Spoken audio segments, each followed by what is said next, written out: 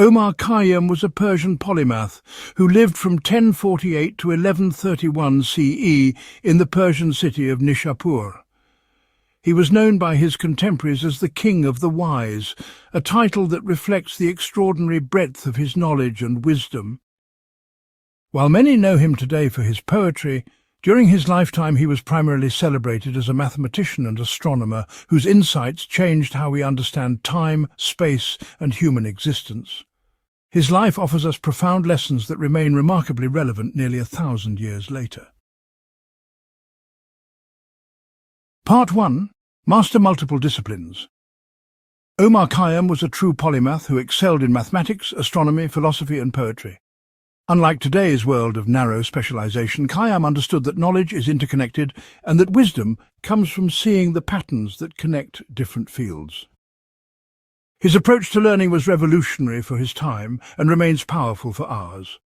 He refused to limit himself to a single area of expertise, and this decision changed the course of human knowledge.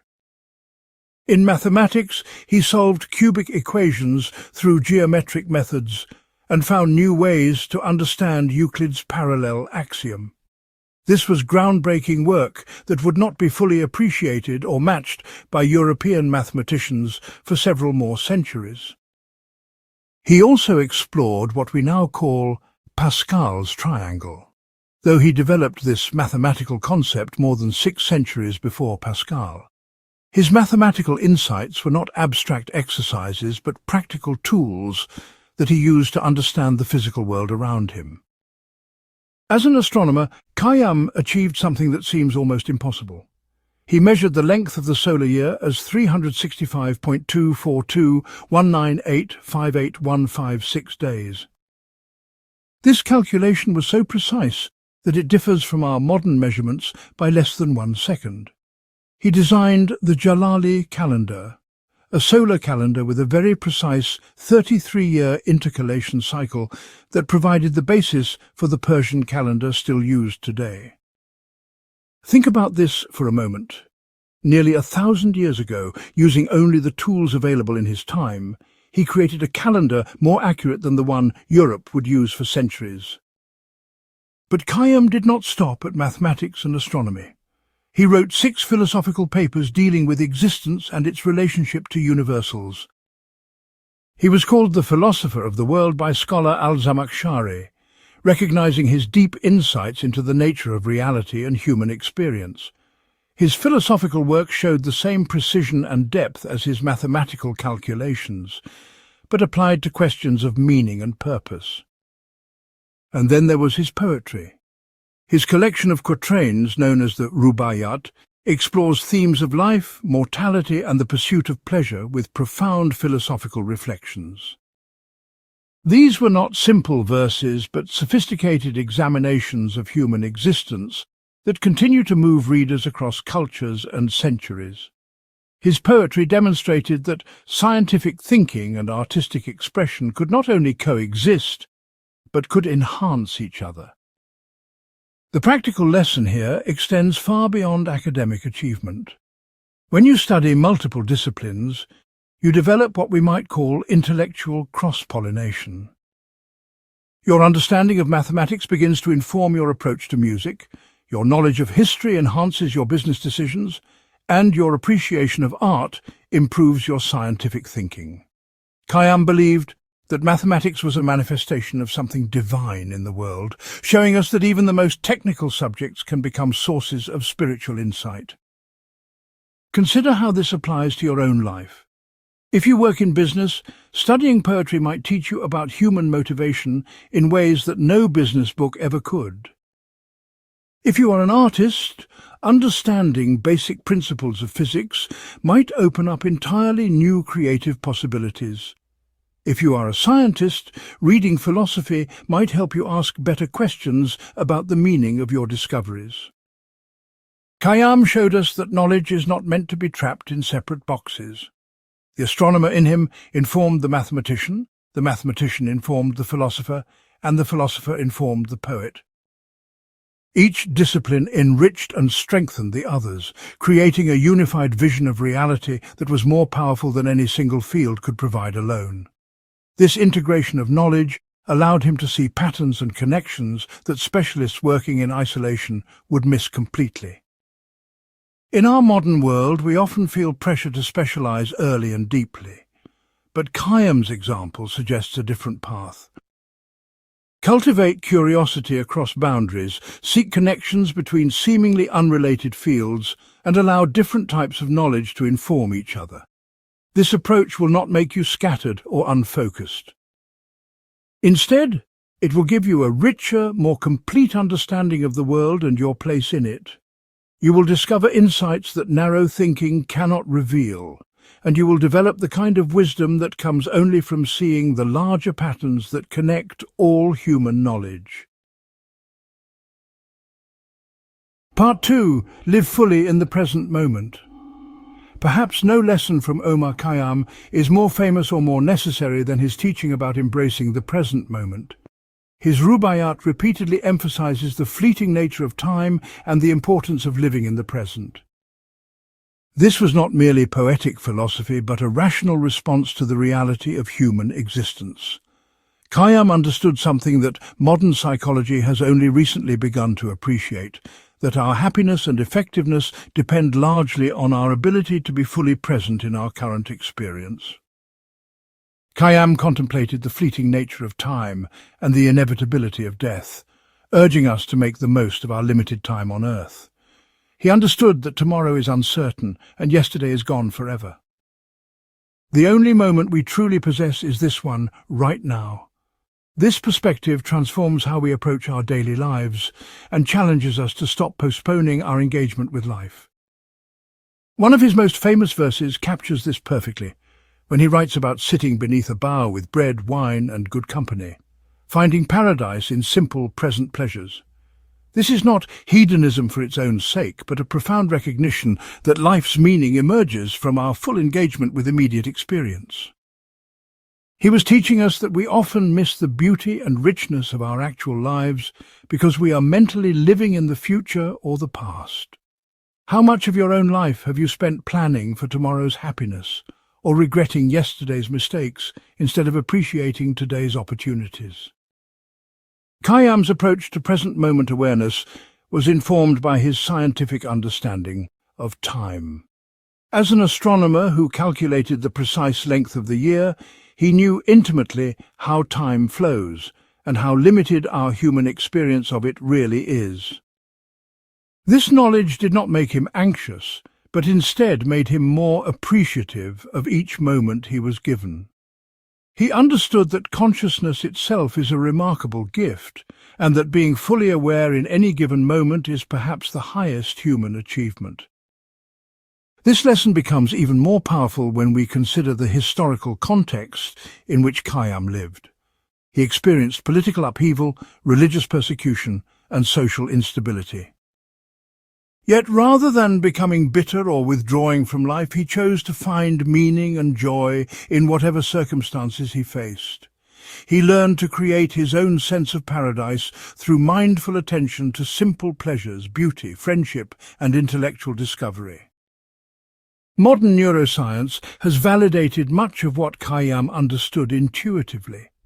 When we are fully present, our brains function more effectively, our stress levels decrease, and our capacity for both happiness and creative problem-solving increases dramatically. But Khayyam was teaching this lesson 800 years before we had any scientific vocabulary for it. He understood through direct experience that presence is the foundation of wisdom and that the quality of our attention determines the quality of our lives.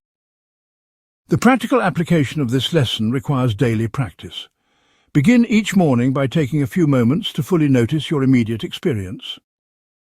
What do you see, hear, smell and feel right now?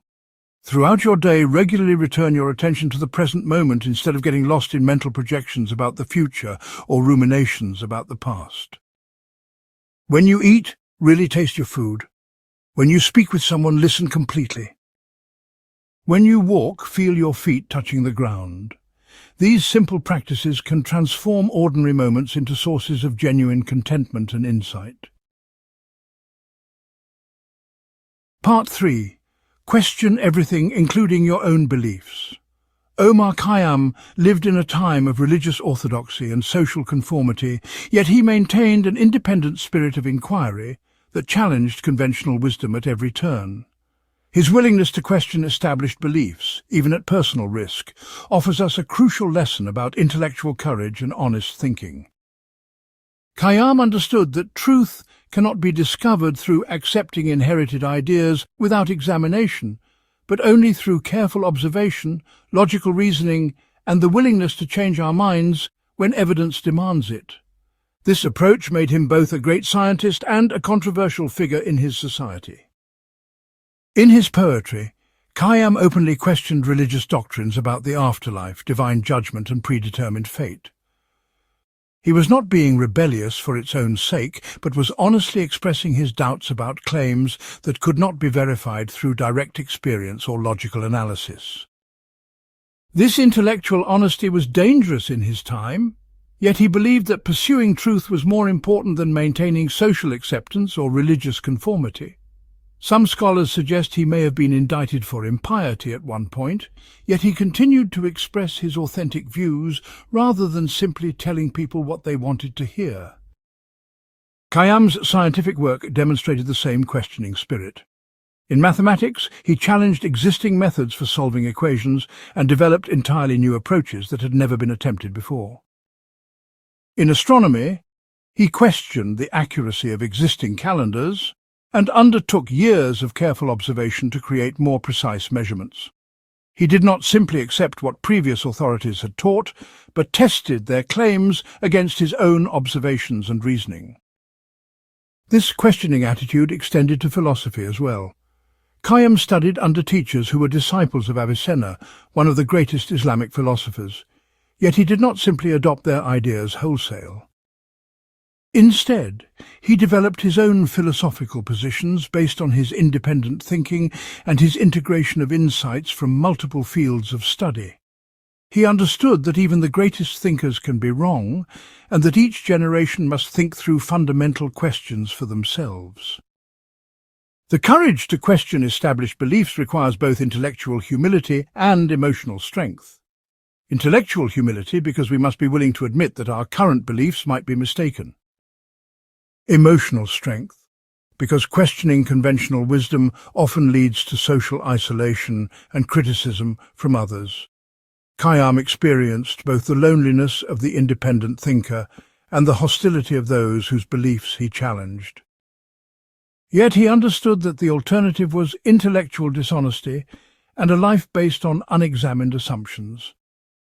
For us today, this lesson is perhaps more relevant than ever. We live in an age of information overload where we are constantly bombarded with claims, opinions, and supposed facts from countless sources.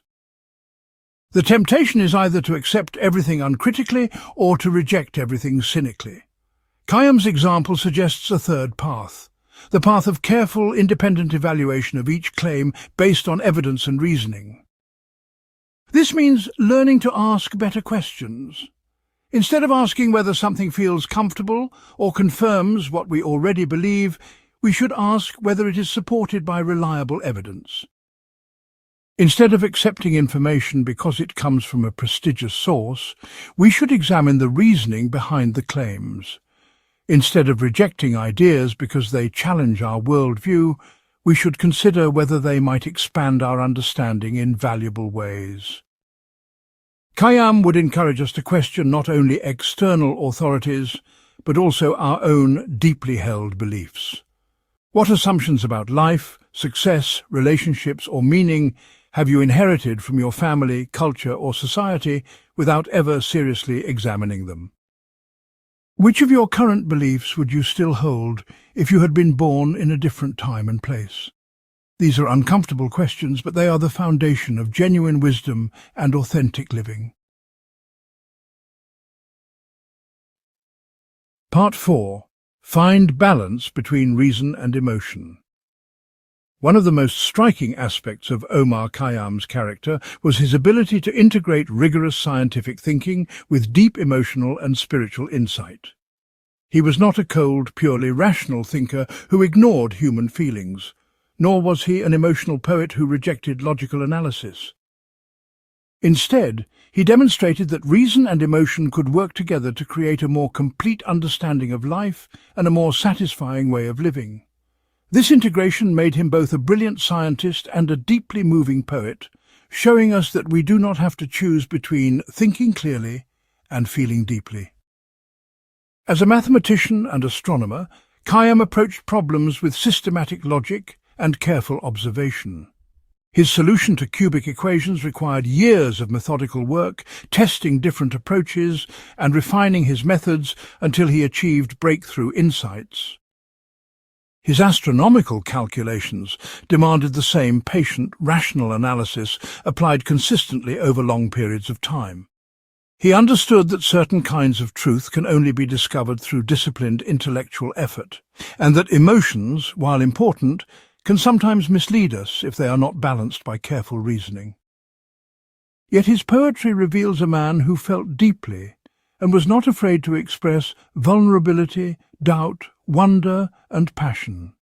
His verses about the transience of life are not merely intellectual observations, but emotional responses to the human condition. When he wrote about friendship, love, and the beauty of nature, he was drawing on direct emotional experience, not just abstract philosophical concepts.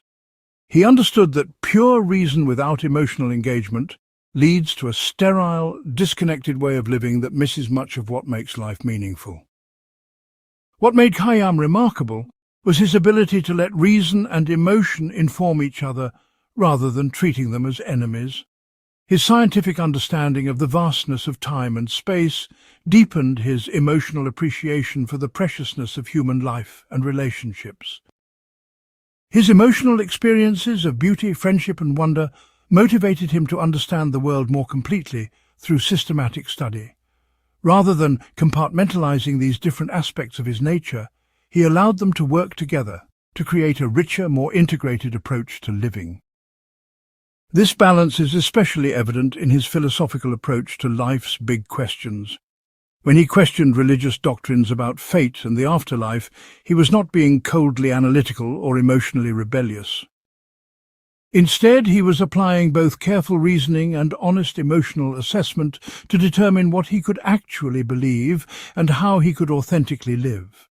His doubts came from both logical analysis of religious claims and emotional resistance to ideas that seemed to diminish human agency and responsibility. For modern readers, Khayyam's example offers crucial guidance for navigating a world that often forces us to choose between being rational or being emotional. In many professional contexts, we are encouraged to suppress our feelings and rely only on data and logic. In other contexts, we are told to follow our hearts and ignore rational considerations. Khayyam suggests that both approaches are incomplete and that wisdom comes from learning to integrate thinking and feeling rather than privileging one over the other. Practically speaking, this means learning to use both rational analysis and emotional intelligence when making important decisions. When evaluating a career opportunity, consider both the logical factors like salary and advancement potential and the emotional factors like whether the work feels meaningful and whether you respect the people you would work with.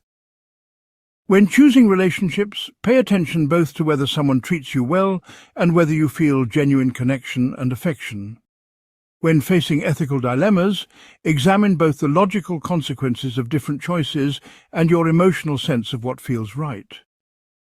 Khayyam also shows us that reason and emotion can enhance each other in creative work. Whether you are solving problems, creating art, or building relationships, the combination of clear thinking and emotional engagement produces better results than either approach alone. Let your rational mind help you understand patterns and plan effectively. Let your emotional responses guide you toward what truly matters and motivates you. The integration of these capacities is not a compromise, but a multiplication of your human potential. Part 5. Embrace uncertainty without losing hope.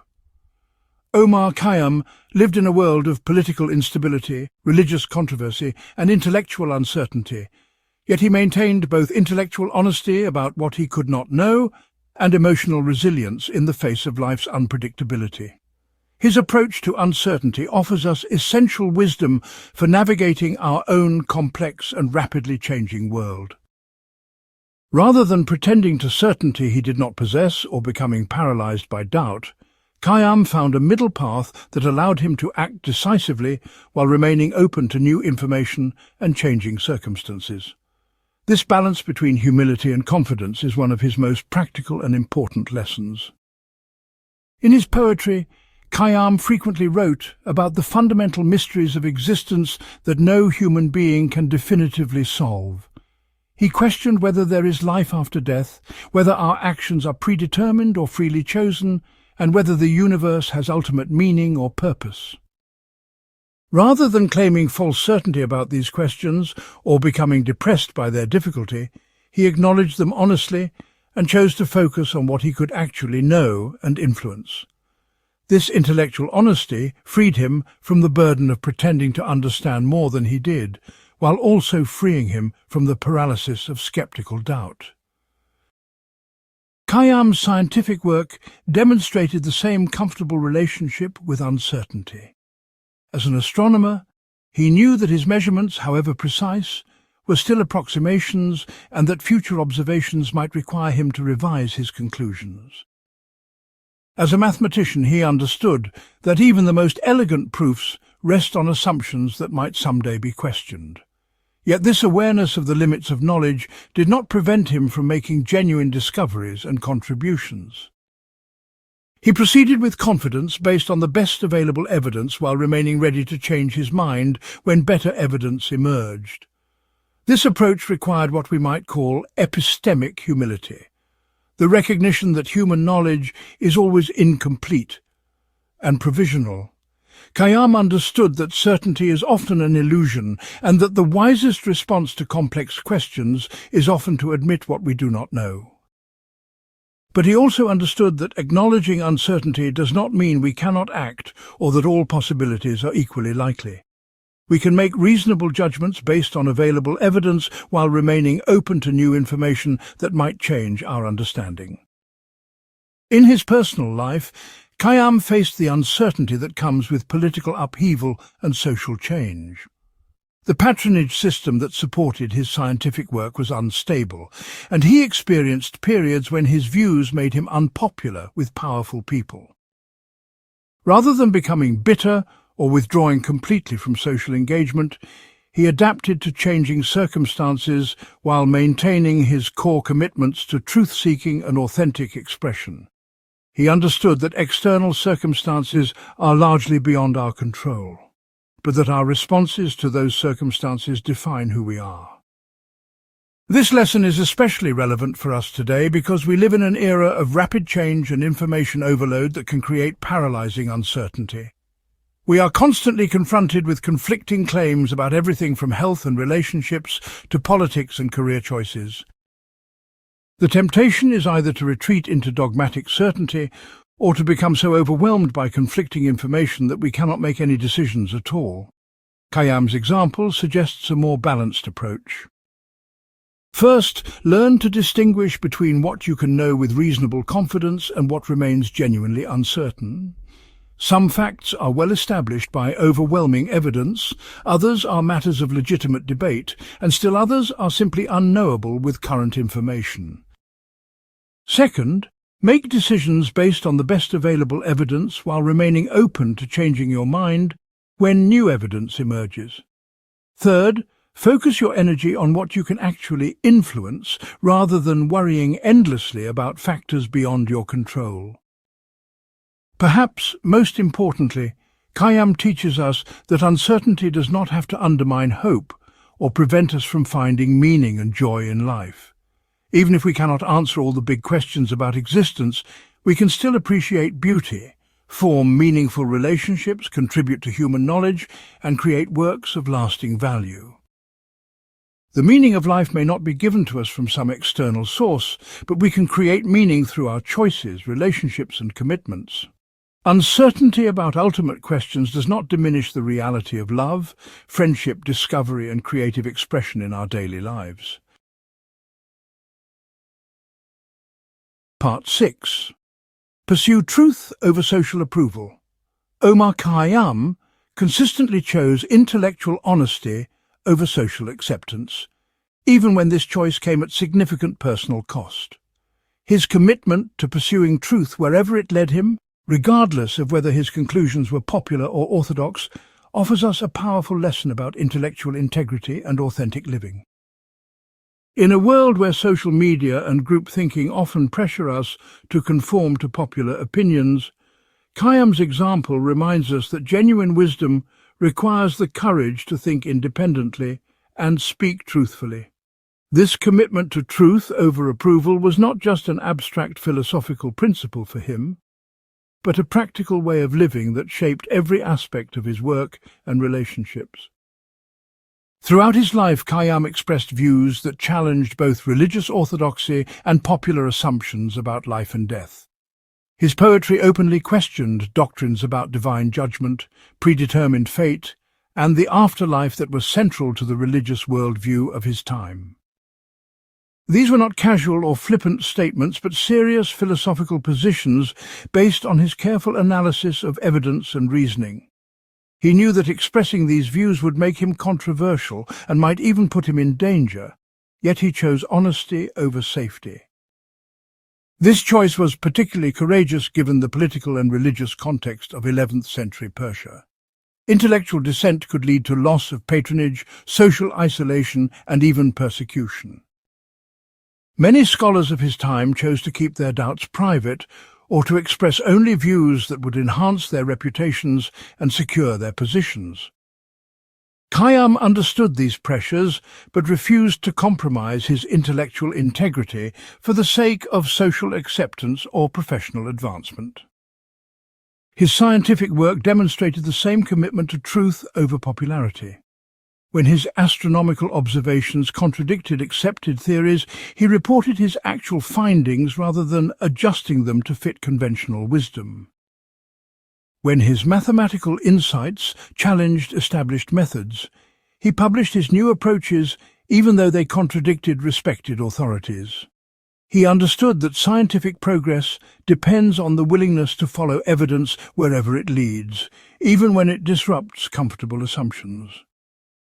This dedication to truth-seeking also shaped his approach to personal relationships.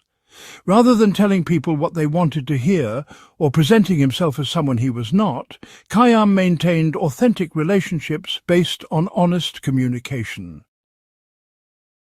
He attracted friends and students who valued intellectual integrity over flattery and who were willing to engage with difficult questions rather than avoiding them. While this approach may have limited his social circle, it ensured that his relationships were based on genuine understanding and mutual respect. The practical challenges of choosing truth over approval are just as real today as they were in Khayyam's time. We face constant pressure to express only opinions that will be well received by our peers, colleagues, or social media followers.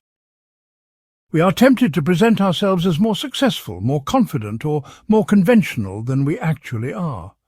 We often avoid difficult conversations or controversial topics to maintain harmony and avoid conflict. Khayyam's example suggests that these compromises, while understandable, ultimately undermine both our personal integrity and our potential for genuine insight and connection. When we prioritize social approval over truth-telling, we gradually lose touch with our own authentic thoughts and feelings. We begin to confuse what we think we should believe with what we actually believe. We start to shape our research, our creative work, and our personal relationships around what will be well received, rather than what is honest and accurate. The alternative requires developing what we might call intellectual courage, the willingness to think carefully about difficult questions and to express our honest conclusions, even when they are unpopular. This does not mean being unnecessarily confrontational or expressing every thought without consideration for others. It means being honest about your actual beliefs and experiences, rather than pretending to certainty you do not have, or to agreement you do not feel. It means asking genuine questions, rather than questions designed to impress others with your sophistication. Practically, this might mean admitting when you do not understand something rather than pretending to knowledge you lack. It might mean expressing legitimate doubts about popular ideas rather than going along with the crowd. It might mean sharing your authentic experiences and struggles rather than presenting a false image of perfection. These choices require courage because they make us vulnerable to criticism and rejection. But they also make possible the kinds of genuine insight and authentic connection that Khayyam valued above all else. Part 7. Integrate contemplation with action. Omar Khayyam masterfully balanced deep philosophical reflection with practical engagement in the world, showing us that contemplation and action are not opposing forces but complementary aspects of a well-lived life. He was simultaneously a theoretical thinker who pondered the deepest questions of existence, and a practical problem solver who created calendars, solved mathematical equations, and served in court positions. This integration of thought and action allowed him to bring wisdom to practical matters and to ground his philosophical insights in real-world experience. His example challenges the false dichotomy between the life of the mind and the life of active engagement with worldly affairs. As a philosopher and poet, Khayyam spent considerable time in contemplation, reflecting on questions of meaning, mortality, and human purpose. His Rubaiyat demonstrates the depth of his introspective thinking and his willingness to grapple with life's most challenging questions. Yet this contemplative orientation never led him to withdraw from practical responsibilities or to dismiss worldly concerns as unimportant. Instead, his philosophical insights informed his approach to practical problems and made him more effective in his various professional roles. When Sultan Malik Shah commissioned him to reform the calendar, Khayyam brought both technical expertise and philosophical understanding to the task. He understood that creating an accurate calendar was not just a mathematical problem, but a cultural and religious undertaking that would affect how people understood time and planned their lives. His contemplative understanding of time's nature and significance enhanced his practical ability to measure and organize temporal experience. The result was a calendar so accurate that it remained in use for centuries and influenced calendar systems still used today. Similarly, his mathematical work was informed by his philosophical understanding of truth, beauty, and the nature of knowledge. He did not approach mathematical problems as purely technical exercises, but as opportunities to discover fundamental principles about reality. His geometric solutions to algebraic equations demonstrated his ability to see connections between different types of mathematical thinking and to apply insights from one domain to problems in another. This integrative approach led to breakthrough discoveries that pure technical analysis might have missed. Khayyam's poetry also shows the integration of contemplation and worldly engagement. His verses are not abstract, philosophical musings disconnected from daily life, but reflections on lived experience that emerge from active participation in the world. He wrote about friendship, political upheaval, professional challenges, and personal relationships from the perspective of someone who had experienced these things directly. His contemplative insights gained depth and authenticity because they were grounded in real engagement with life's complexities. This integration required careful time management and the ability to shift between different modes of thinking and being. Khayyam learned to alternate between periods of intense intellectual work and times of reflection and synthesis. He understood that both sustained effort and contemplative rest were necessary for creative breakthrough, and that neither alone was sufficient. His daily life likely included time for mathematical calculations, astronomical observations, court duties, social relationships, and solitary reflection.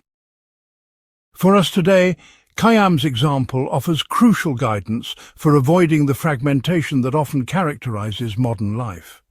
We tend to compartmentalize our thinking and our doing, treating reflection as something we do only in our spare time and treating our work as purely practical activity, disconnected from larger questions of meaning and purpose. This separation impoverishes both our contemplative life and our practical effectiveness. We miss opportunities for insight that come from reflecting on our experiences, and we miss opportunities for meaningful action that come from connecting our daily work to our deeper values and understanding. To integrate contemplation and action more effectively, begin by creating regular time for reflection on your experiences and activities.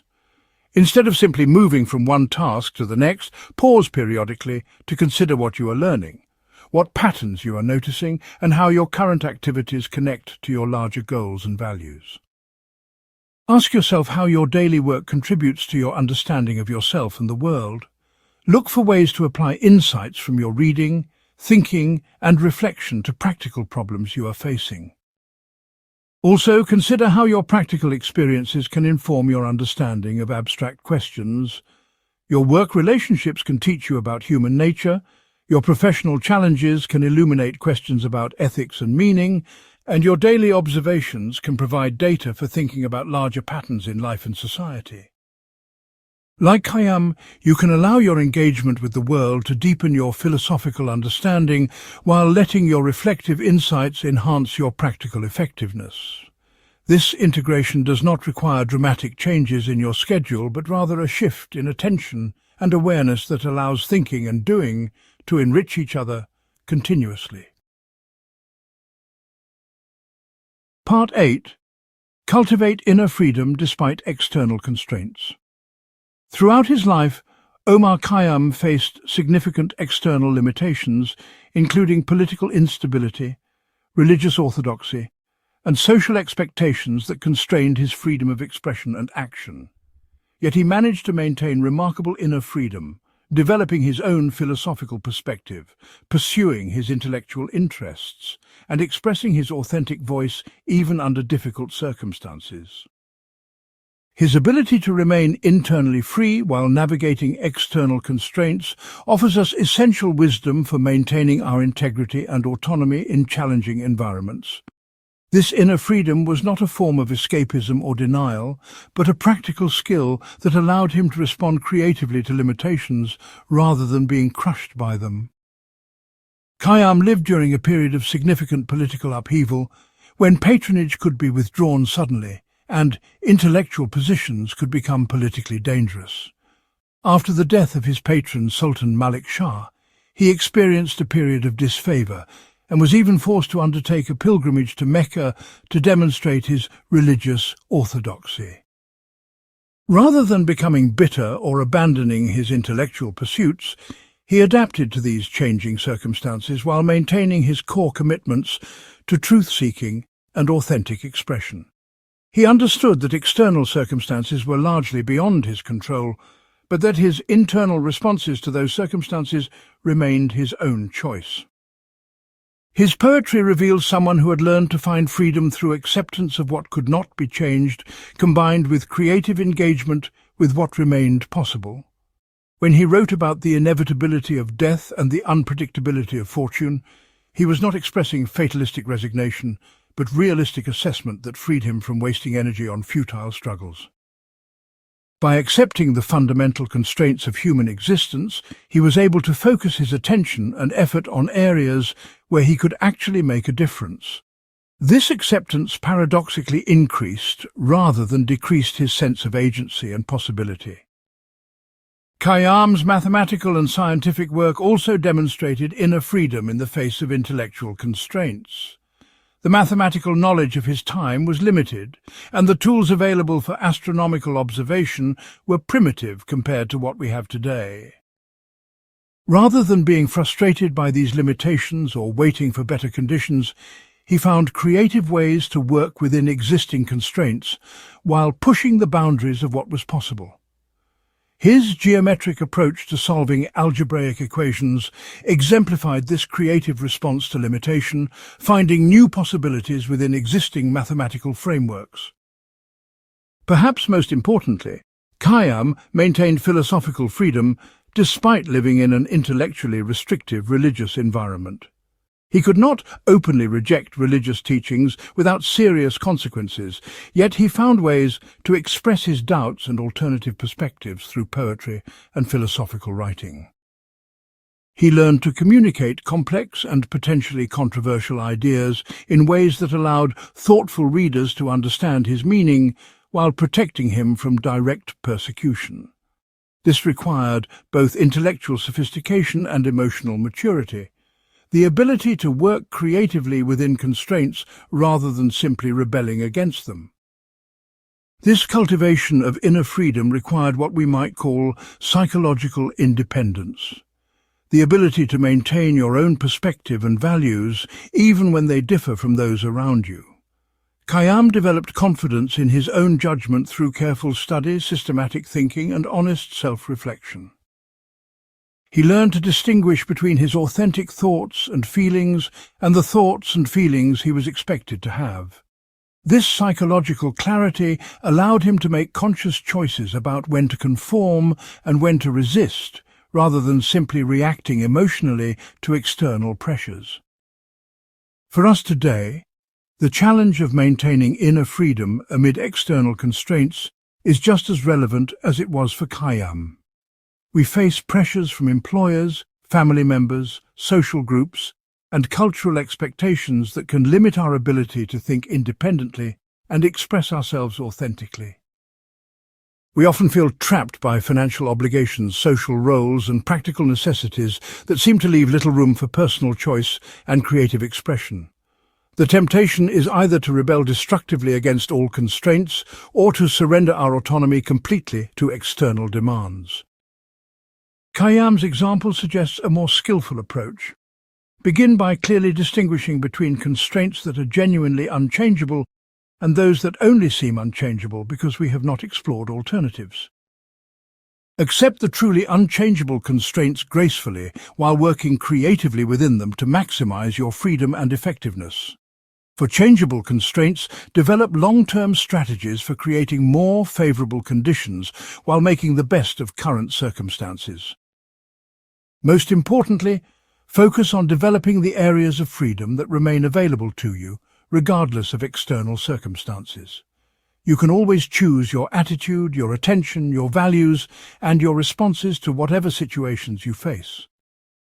You can cultivate your inner life through reading, reflection, and creative expression, even when your external choices are limited. You can maintain relationships based on genuine understanding and mutual respect, even in difficult social environments.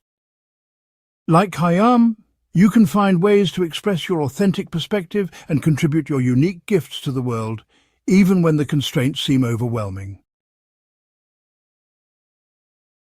Part 9.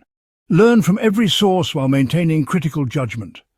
Omar Khayyam demonstrated remarkable intellectual openness, studying with teachers from diverse backgrounds and learning from multiple philosophical and religious traditions, while maintaining his ability to evaluate ideas critically and form independent judgments. His education included exposure to Islamic philosophy, Zoroastrian thought, Greek mathematics, and Persian poetry.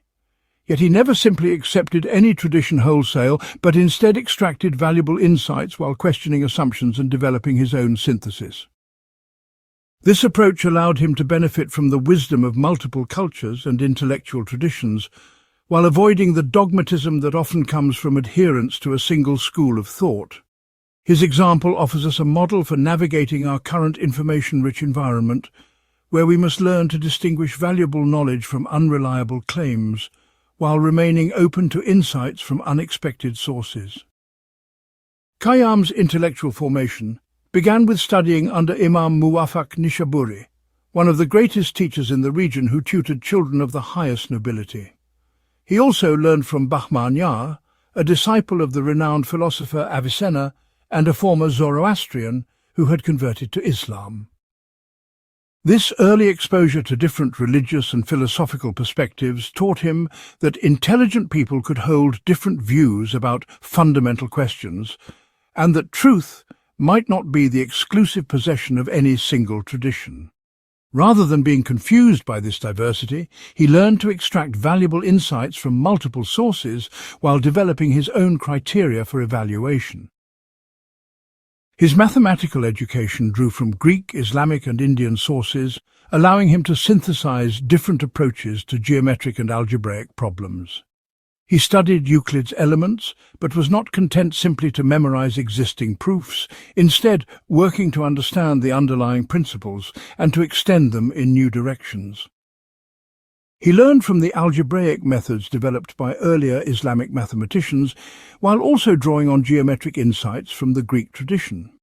This broad foundation allowed him to see connections between different mathematical approaches and to develop innovative solutions that drew on multiple methodological traditions. In his philosophical and poetic work, Khayyam showed familiarity with various intellectual traditions including Islamic theology, Sufi mysticism, Greek philosophy and Persian literary conventions. Yet his own voice remained distinctive because he evaluated ideas based on their logical coherence and their correspondence to his own experience, rather than simply accepting them on the basis of authority. He was particularly skilled at finding common insights across different traditions, while also identifying where they diverged and developing his own position based on careful analysis. This synthetic approach allowed him to benefit from the accumulated wisdom of multiple cultures while maintaining intellectual independence. Khayyam's critical evaluation of sources was based on several key principles that remain relevant today. First, he distinguished between the logical structure of an argument and the authority or popularity of the person making it. Ideas had to stand on their own merits, regardless of whether they came from respected teachers, popular writers, or powerful political figures. Second, he insisted that claims about the physical world had to be consistent with careful observation and mathematical analysis. Third, he required that philosophical and religious claims be coherent and consistent rather than contradictory or vague. Finally, he valued ideas that enhanced human understanding and well-being over those that merely preserved traditional beliefs or social arrangements. This approach required considerable intellectual humility because it meant acknowledging that he could learn from sources he disagreed with, and that even his own conclusions might need revision in light of new evidence or better arguments. Khayyam was willing to change his mind when presented with superior reasoning or more accurate observations. At the same time, he maintained intellectual confidence based on his systematic approach to evaluation and his willingness to follow evidence wherever it led. This combination of openness and critical judgment allowed him to continue learning throughout his life while avoiding the paralysis that can come from excessive skepticism. For us today, Khayyam's approach offers essential guidance for navigating an information environment that is far more complex and overwhelming than anything he faced. We are constantly exposed to claims and ideas from countless sources, including traditional media, social media, academic publications, popular books, podcasts, and personal conversations. The temptation is either to accept everything uncritically or to become so skeptical that we cannot learn from any source. Khayyam's example suggests a more balanced approach that combines openness to new ideas with rigorous evaluation based on clear criteria. Begin by developing explicit standards for evaluating information and ideas. Ask whether claims are supported by reliable evidence, whether arguments are logically coherent, and whether conclusions follow from premises. Consider the track record and potential biases of sources while focusing primarily on the quality of reasoning and evidence they present. Look for ideas that help you understand yourself and the world more clearly, rather than ideas that simply confirm what you already believe or make you feel comfortable. Also cultivate intellectual humility by actively seeking out perspectives that challenge your current views and by acknowledging the limits of your own knowledge and experience. Like Khayyam, you can learn valuable insights from sources you disagree with while maintaining your capacity for independent judgment. The goal is not to become a collection of other people's ideas, but to develop your own understanding by thoughtfully engaging with the best insights available from multiple traditions and perspectives. This approach will help you avoid both dogmatism and skeptical paralysis, while enabling continuous intellectual growth throughout your life. Part 10. Accept mortality while embracing life's richness. Omar Khayyam's profound meditation on human mortality was not a morbid obsession with death, but a foundation for appreciating life's beauty and meaning more fully. His honest acknowledgement of life's brevity and uncertainty led him not to despair, but to a deeper engagement with present experience and a more authentic approach to relationships and creative work. By accepting mortality as an inescapable aspect of human existence rather than denying or fighting against it, he freed himself to focus on what truly mattered and to find meaning in the temporary rather than seeking false comfort in illusions of permanence. This acceptance of mortality paradoxically enhanced, rather than diminished, his capacity for joy, love, and creative achievement. Throughout his rubaiyat, Khayyam returned repeatedly to themes of transience and impermanence, but always in service of encouraging fuller engagement with life rather than withdrawal from it. He wrote about how quickly youth passes, how suddenly friends die, and how unpredictably fortune changes. Yet these observations served to heighten rather than diminish his appreciation for beauty, friendship, and immediate experience.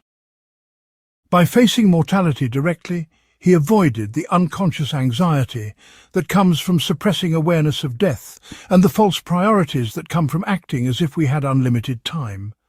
His acceptance of limitation allowed him to make more conscious choices about how to spend his finite days.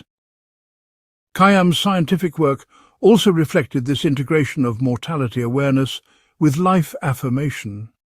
As an astronomer studying cosmic timescales, he understood intimately how brief human existence is compared to the age of stars and planets. Yet this perspective did not make him feel insignificant, but rather made him more appreciative of consciousness itself as a remarkable phenomenon that allows temporary beings like ourselves to understand something about the eternal patterns of the universe. His mathematical discoveries were acts of participation in timeless truth, even though he knew his own life was limited in duration. This approach to mortality required emotional courage because acknowledging death's inevitability means giving up comfortable illusions about control and permanence. Khayyam chose to face this anxiety directly rather than avoiding it through denial, distraction, or false promises of immortality.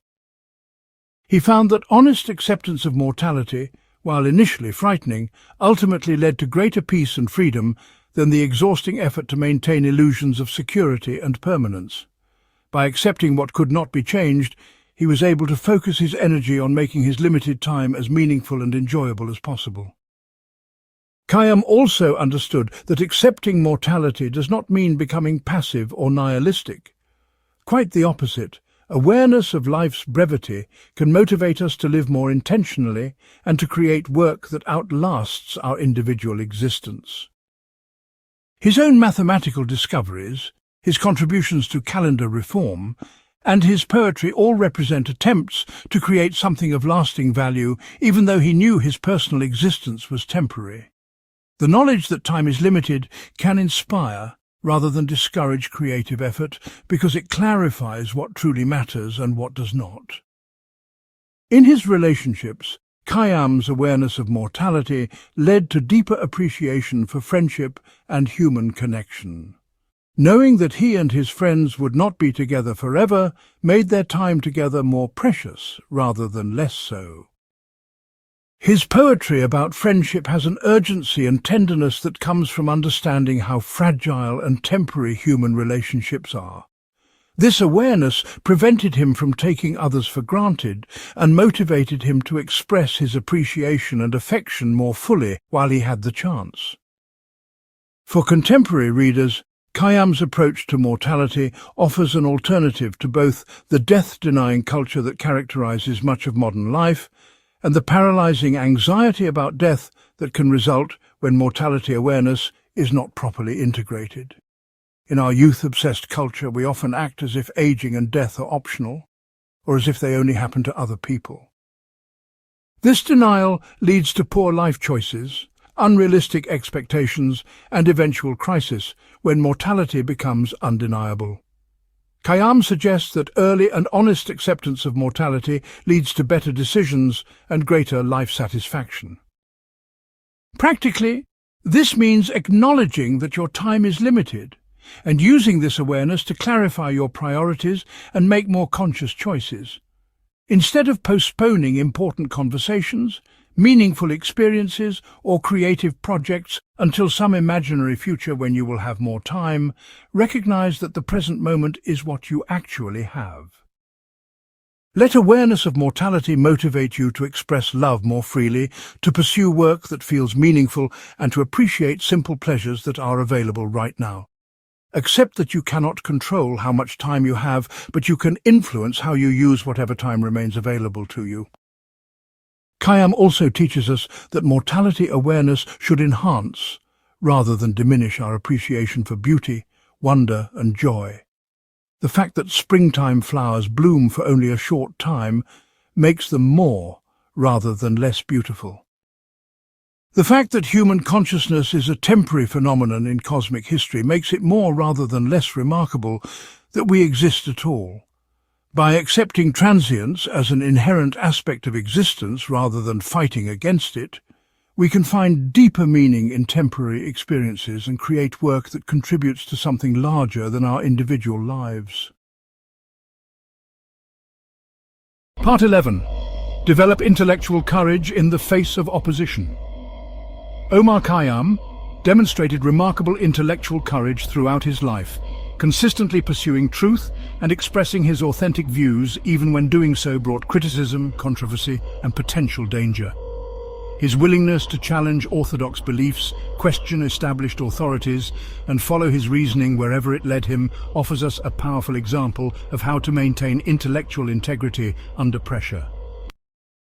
This courage was not reckless rebellion, but thoughtful commitment to honest inquiry that he maintained despite social costs, because he understood that abandoning intellectual honesty would mean abandoning the possibility of genuine understanding and authentic living.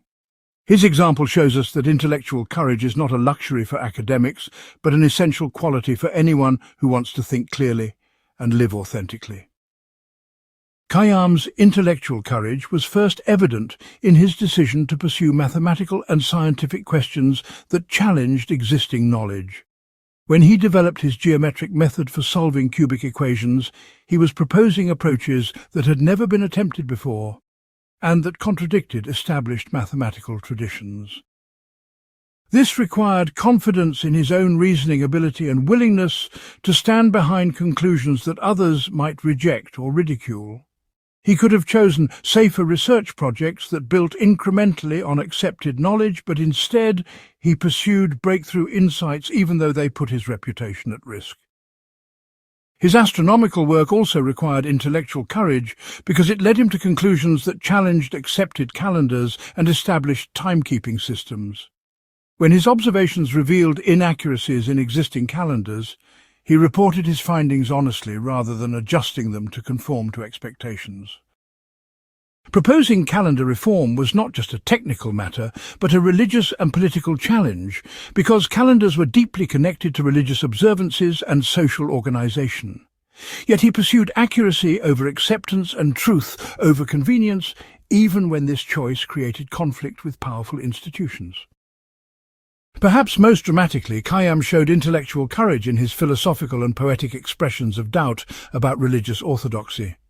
His Rubaiyat openly questioned beliefs about divine judgment, predetermined fate, and life after death that were central to the religious worldview of his society.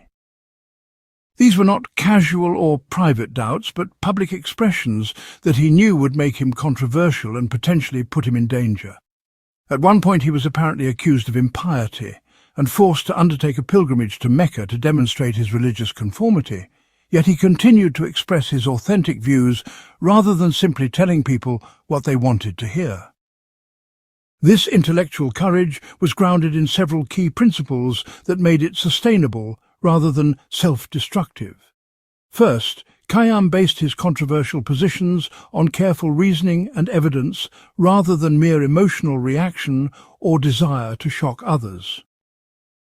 His doubts about religious doctrine emerged from serious philosophical analysis, not from superficial rebelliousness. Second, he chose his battles carefully, expressing dissent in contexts where it might contribute to genuine understanding rather than simply creating unnecessary conflict.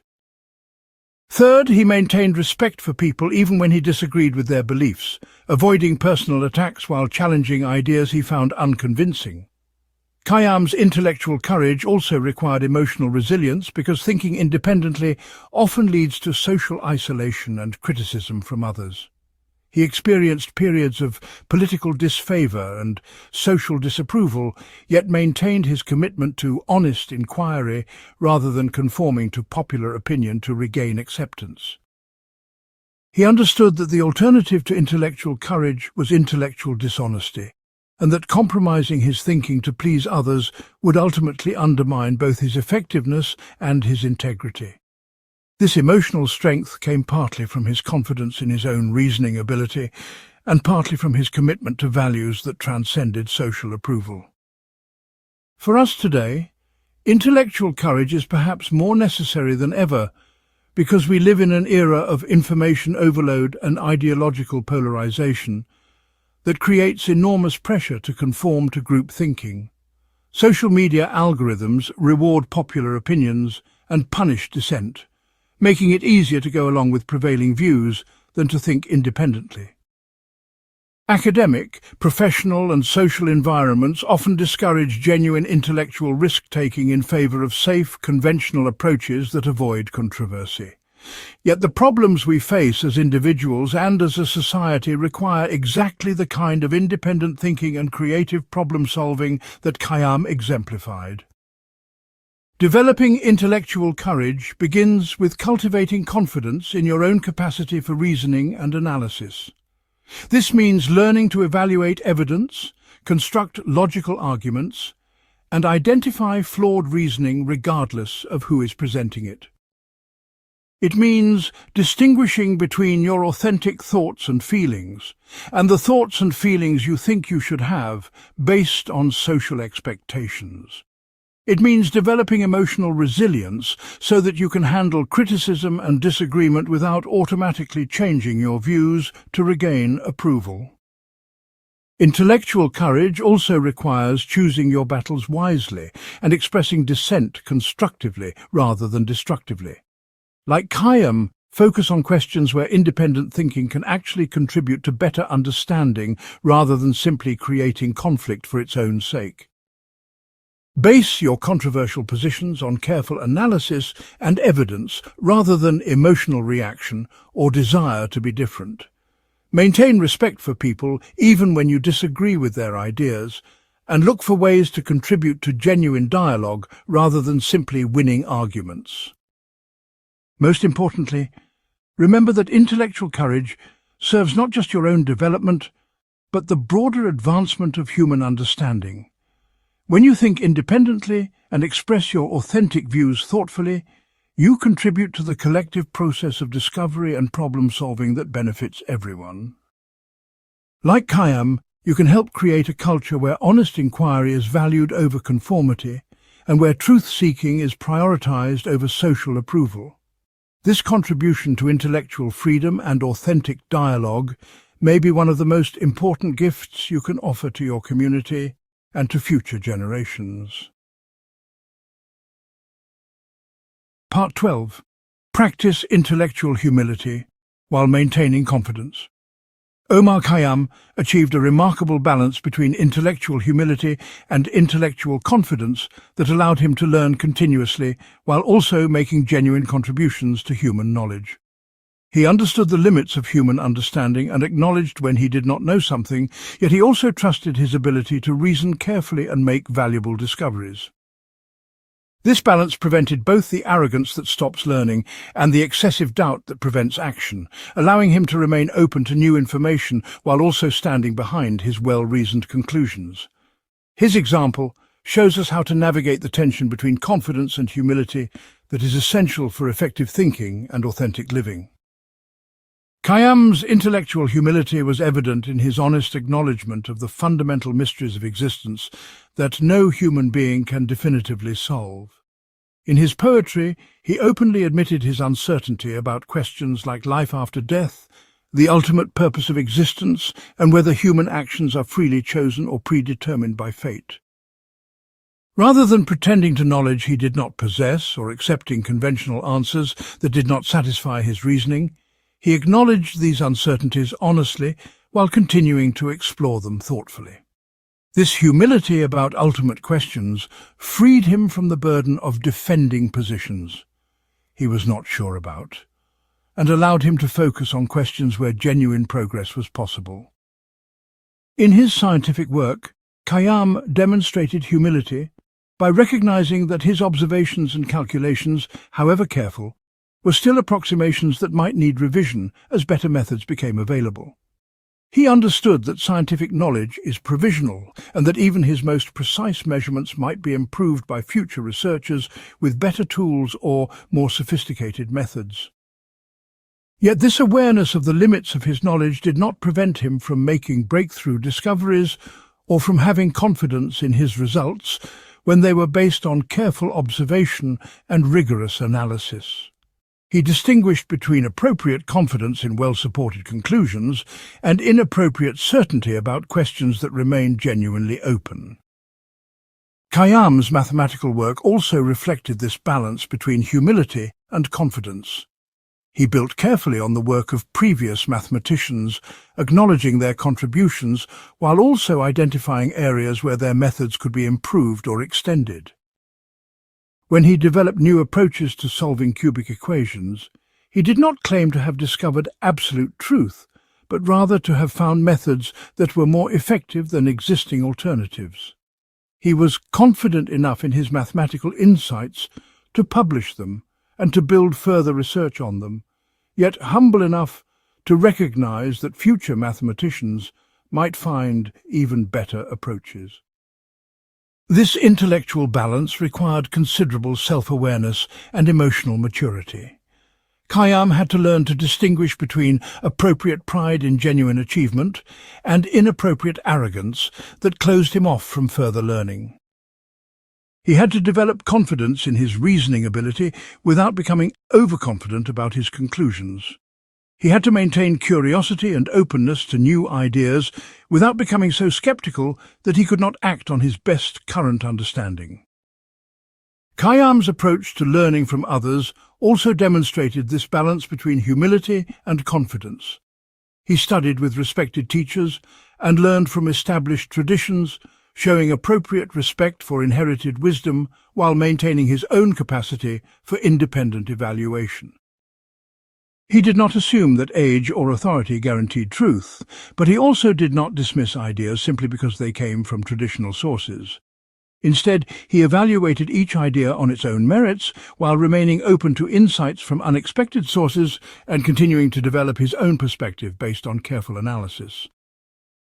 For contemporary readers, achieving this balance between intellectual humility and confidence is perhaps more challenging than ever because we live in an era that often promotes either excessive confidence or excessive doubt.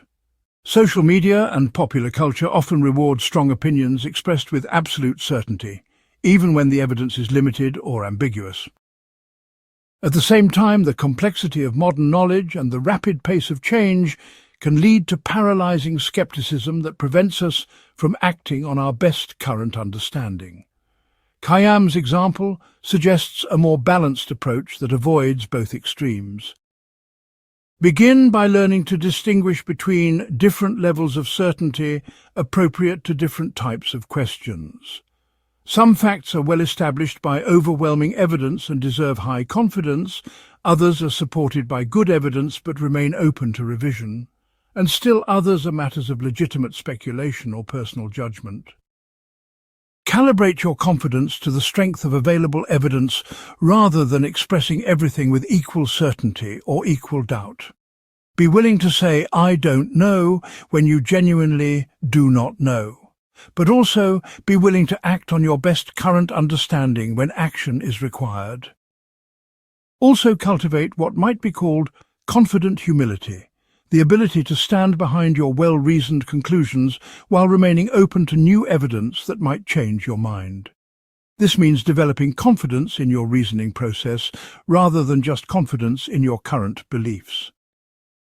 If you have thought carefully about a question using good evidence and sound methods, you can have appropriate confidence in your conclusions while still being willing to revise them if better evidence or reasoning becomes available. This approach allows you to learn continuously while also contributing meaningfully to discussions and decisions based on your current best understanding. Finally, remember that intellectual humility and confidence are not fixed personality traits, but skills that can be developed through practice. Like Khayyam, you can learn to acknowledge the limits of your knowledge while also trusting your ability to think clearly and make valuable contributions. This balance will make you a more effective learner, a more trustworthy source of information for others, and a more authentic person who can engage honestly with both the possibilities and the limitations of human understanding. The goal is not to achieve perfect knowledge, but to think as clearly as possible with the information available and to remain open to continued growth and discovery throughout your life. Part 13. Find meaning in temporary beauty. Omar Khayyam possessed a remarkable ability to find profound meaning and joy in experiences that he knew were temporary, seeing beauty's transience not as a source of sadness, but as part of what made it precious and worth celebrating. His poetry repeatedly returns to images of flowers that bloom and fade, seasons that pass, and human experiences that are brief but intensely meaningful. Rather than being diminished by their impermanence, these experiences became more valuable precisely because they could not be taken for granted or possessed permanently. His approach offers us essential wisdom for finding fulfillment in a world where everything we love is subject to change and loss. In his Rubaiyat, Khayyam frequently used the metaphor of spring flowers to represent the beauty that can be found in temporary experiences. He understood that a rose is not less beautiful because it wilts, or that a perfect day is not less meaningful because it ends. The brevity of these experiences actually heightened their significance by making clear that such moments are gifts to be appreciated fully, rather than possessions to be grasped permanently. This perspective allowed him to experience joy without the anxiety that comes from trying to make temporary things permanent, or the disappointment that comes from expecting permanent satisfaction from changing circumstances. Khayyam's appreciation for temporary beauty extended to human relationships and social experiences. He wrote movingly about friendship, knowing that friends would eventually be separated by death, if not by other circumstances. Rather than being paralyzed by this knowledge, or avoiding deep connections to protect himself from future loss, he chose to invest fully in relationships while they were possible. His poetry about friendship has an urgency and tenderness that comes from understanding how precious and fragile human connection is. This approach also shaped his relationship to his own creative and intellectual work. As a mathematician and astronomer, Khayyam knew that his discoveries would eventually be superseded by better methods and more accurate observations. As a poet, he understood that his verses might be forgotten or misunderstood by future generations. Yet these realizations did not diminish his commitment to doing excellent work, but rather motivated him to create something beautiful and truthful while he had the opportunity. The temporary nature of his contributions made them more rather than less meaningful because they represented his authentic response to the questions and challenges of his time. Khayyam's scientific understanding of cosmic time scales actually enhanced rather than diminished his appreciation for temporary beauty. His astronomical work gave him an intimate understanding of how brief human existence is compared to the age of stars and galaxies. Yet this perspective did not make him feel insignificant, but rather made him more appreciative of consciousness itself as a remarkable phenomenon that allows temporary beings like ourselves to perceive and create beauty. The fact that human awareness is a brief episode in cosmic history made it more rather than less wonderful that beauty and meaning are possible at all. This capacity to find meaning in temporary beauty required emotional and spiritual maturity because it meant accepting loss as an inevitable aspect of love and appreciation. Khayyam learned to experience joy without demanding that joyful moments last forever, and to love without requiring permanent possession of what he loved. This acceptance freed him from the exhausting effort to control or preserve what could not be controlled or preserved, and allowed him to be fully present to whatever beauty was available in each moment. He discovered that trying to grasp permanent satisfaction from temporary experiences actually prevented the full appreciation of those experiences. For us today, Khayyam's approach offers an alternative to both the endless pursuit of permanent satisfaction that characterizes much of modern consumer culture and the cynical dismissal of temporary pleasures that sometimes poses as wisdom. We often exhaust ourselves trying to make temporary things permanent, whether through photography that captures every moment, acquisition of objects we think will bring lasting happiness, or attempts to preserve relationships exactly as they are. Alternatively, we sometimes protect ourselves from disappointment by dismissing temporary pleasures as meaningless or by avoiding experiences that we know will not last. Khayyam suggests that both approaches miss the real opportunity for fulfillment that temporary beauty offers.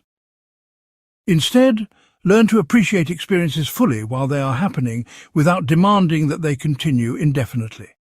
When you encounter natural beauty, artistic excellence, or moments of deep connection with others, allow yourself to be moved by these experiences without immediately thinking about how to preserve or repeat them. Understand that the temporary nature of these experiences is not a flaw to be overcome, but an essential aspect of what makes them meaningful. A perfect sunset is not diminished by the fact that it will end in a few minutes, and a meaningful conversation is not less valuable because it cannot continue forever. Also recognize that your own creative work and contributions, however significant, will eventually pass away and be replaced by the work of others. Rather than being discouraged by this reality, let it motivate you to do your best work while you have the opportunity and to contribute authentically to the ongoing human conversation about meaning, beauty, and truth. Like Khayyam, you can find deep satisfaction in creating something beautiful and truthful for its own sake, rather than for permanent recognition or lasting influence. The meaning comes from the quality of attention and care you bring to your work, rather than from its duration or its ultimate fate in the world.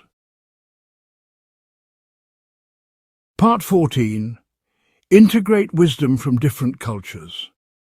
Omar Khayyam lived at a remarkable crossroads of civilizations where Persian, Arab, Greek and Indian intellectual traditions intersected, and he skillfully integrated insights from all these sources while developing his own distinctive perspective. Rather than limiting himself to the knowledge of any single culture or tradition, he learned from the mathematical innovations of India, the philosophical insights of ancient Greece, the scientific methods of the Islamic world, and the poetic conventions of Persia. This cross-cultural integration allowed him to make breakthrough discoveries that would not have been possible within the confines of any single intellectual tradition. His example offers us essential guidance for navigating our own globally connected world, where we have unprecedented access to wisdom from diverse cultures and must learn to benefit from this diversity while maintaining intellectual coherence. Khayyam's mathematical work perfectly exemplified his integrative approach to different cultural traditions. His geometric methods for solving algebraic equations combined Greek geometric insights with Islamic algebraic techniques in ways that neither tradition had attempted independently. He studied the work of Euclid and other Greek mathematicians, but was not limited by their approaches, instead finding creative ways to apply geometric thinking to problems that had previously been approached only through symbolic manipulation. Similarly, he learned from Islamic algebrists like Al-Khwarizmi, but extended their methods by incorporating geometric visualization that opened up entirely new solution strategies. His astronomical work also benefited from cross-cultural learning as he drew on Greek theoretical models, Islamic observational techniques and Indian computational methods to achieve unprecedented accuracy in measuring the solar year. The Jalali calendar that he helped create synthesized knowledge from multiple cultural sources to produce a timekeeping system more accurate than any that existed in his time. This achievement was possible only because he was willing to learn from wherever good ideas could be found, rather than limiting himself to the approaches of any single intellectual tradition. He understood that truth and insight are not the exclusive possession of any one culture, and that the best understanding often emerges from combining perspectives that have previously been kept separate.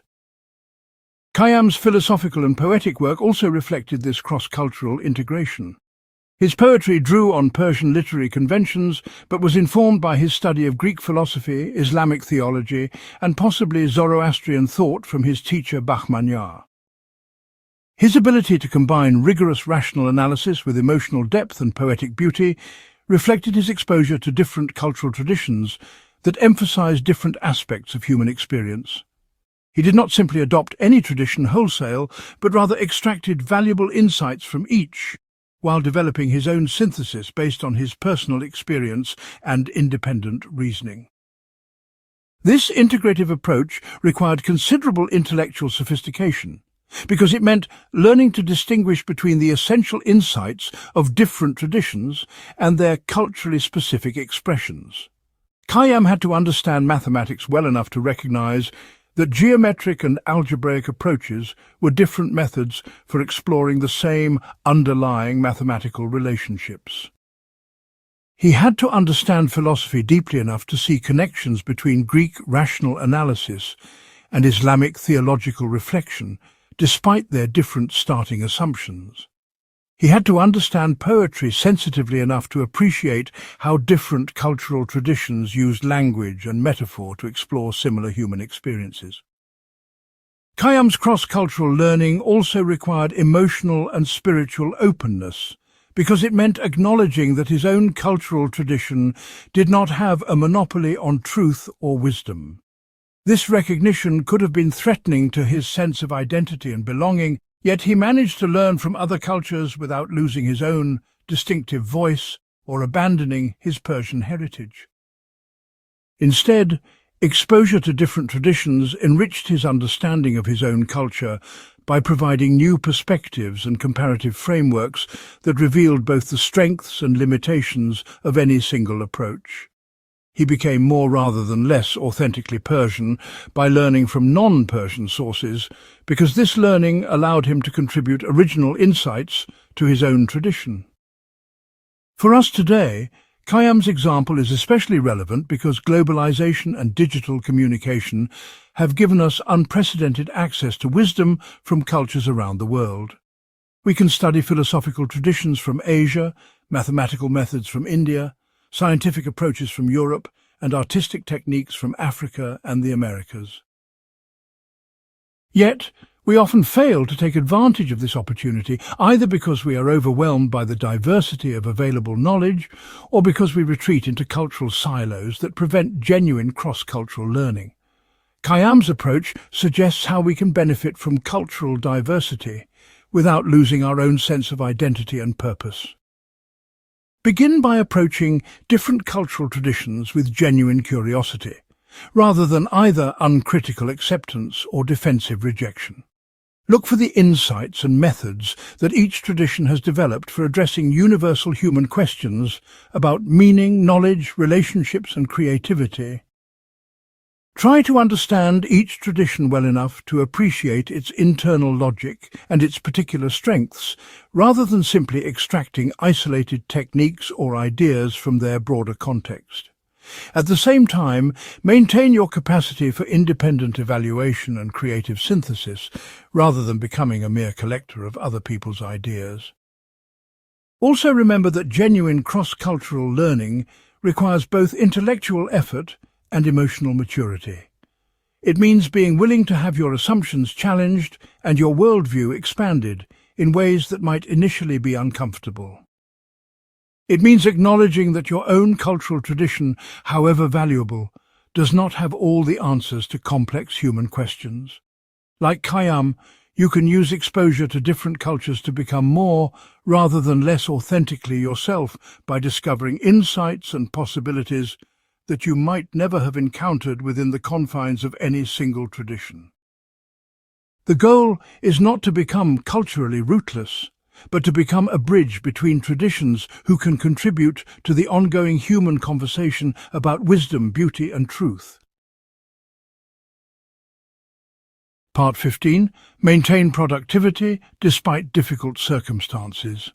Throughout his life, Omar Khayyam demonstrated remarkable ability to continue productive intellectual and creative work even when facing political upheaval, social persecution, and personal challenges that could easily have derailed his efforts.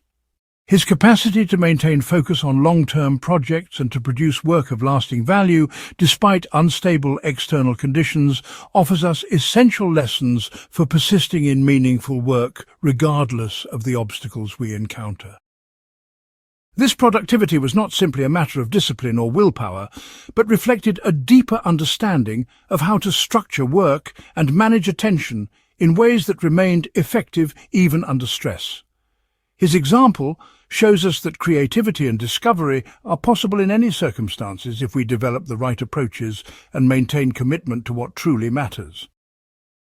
Khayyam lived during a period of significant political instability when patronage could be withdrawn suddenly and intellectual positions could become politically dangerous.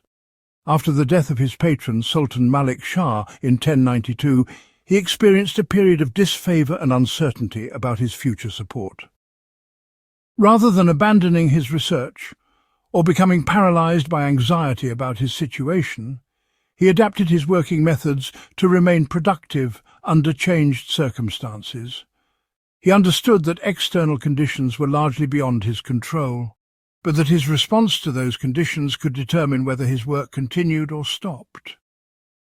His mathematical and astronomical research required sustained concentration over long periods, yet he managed to complete major projects even when his political and social situation was unstable. His treatise on algebra was completed while he was travelling and establishing himself in new cities, and his calendar calculations required years of careful observation that he continued despite changes in his official position.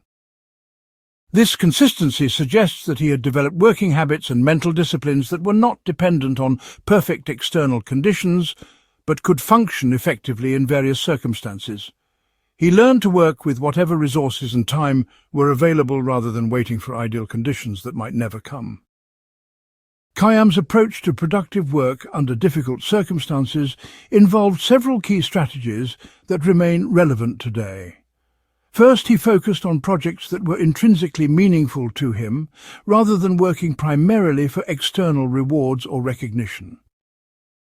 This internal motivation made his work more sustainable because it did not depend on continuing approval or support from others. Second, he developed the ability to work in small increments when large blocks of time were not available, making progress on complex problems through consistent effort rather than dramatic breakthroughs. He also learned to separate his intellectual work from his emotional reactions to external circumstances. While he certainly felt the stress and uncertainty of political changes and social conflict, he did not allow these feelings to completely disrupt his capacity for systematic thinking and creative problem-solving. His poetry reveals that he experienced doubt, anxiety, and disappointment like anyone else, yet he channeled these experiences into creative expression rather than allowing them to block all productive activity. He understood that emotional turbulence was a normal part of life that did not have to prevent intellectual achievement if it was acknowledged and managed skillfully.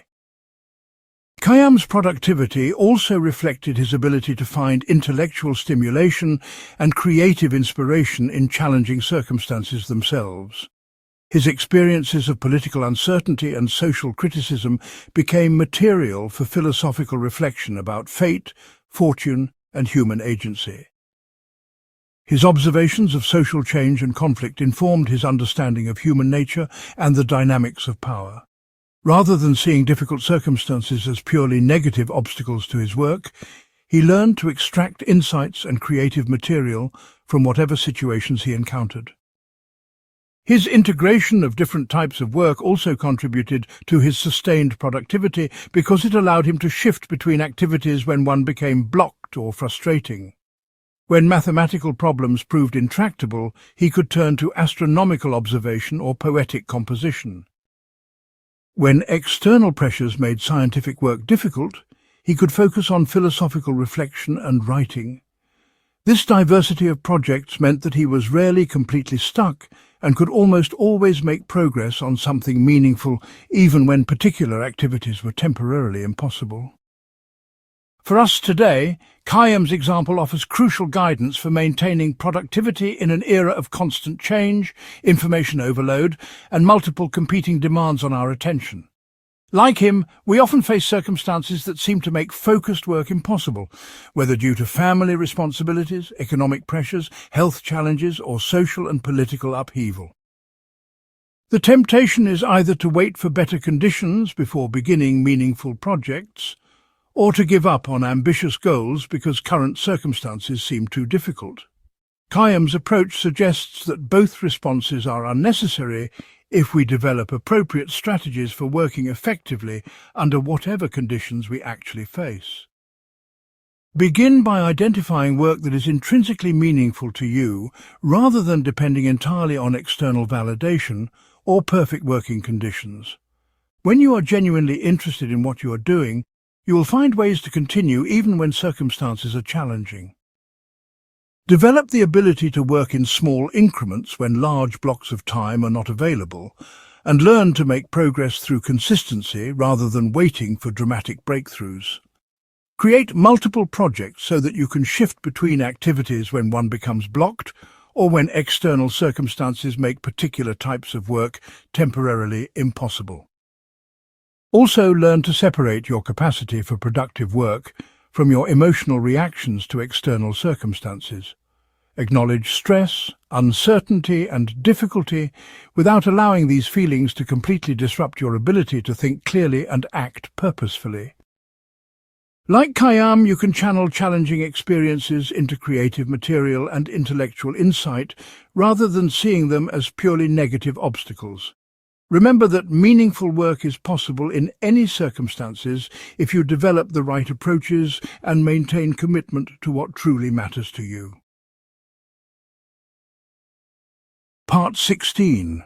Develop mental flexibility without losing core principles. Omar Khayyam demonstrated extraordinary mental flexibility throughout his life, adapting his approaches and methods as new information became available while maintaining consistent commitment to core principles of intellectual honesty, truth-seeking, and authentic expression. This combination of adaptability and consistency allowed him to grow and learn continuously without becoming intellectually scattered or abandoning the values that defined his character. His example shows us how to remain open to change and new possibilities while maintaining the kind of principled consistency that gives life meaning and direction. This balance between flexibility and stability is essential for navigating a complex world where both rigid thinking and unprincipled opportunism lead to problems.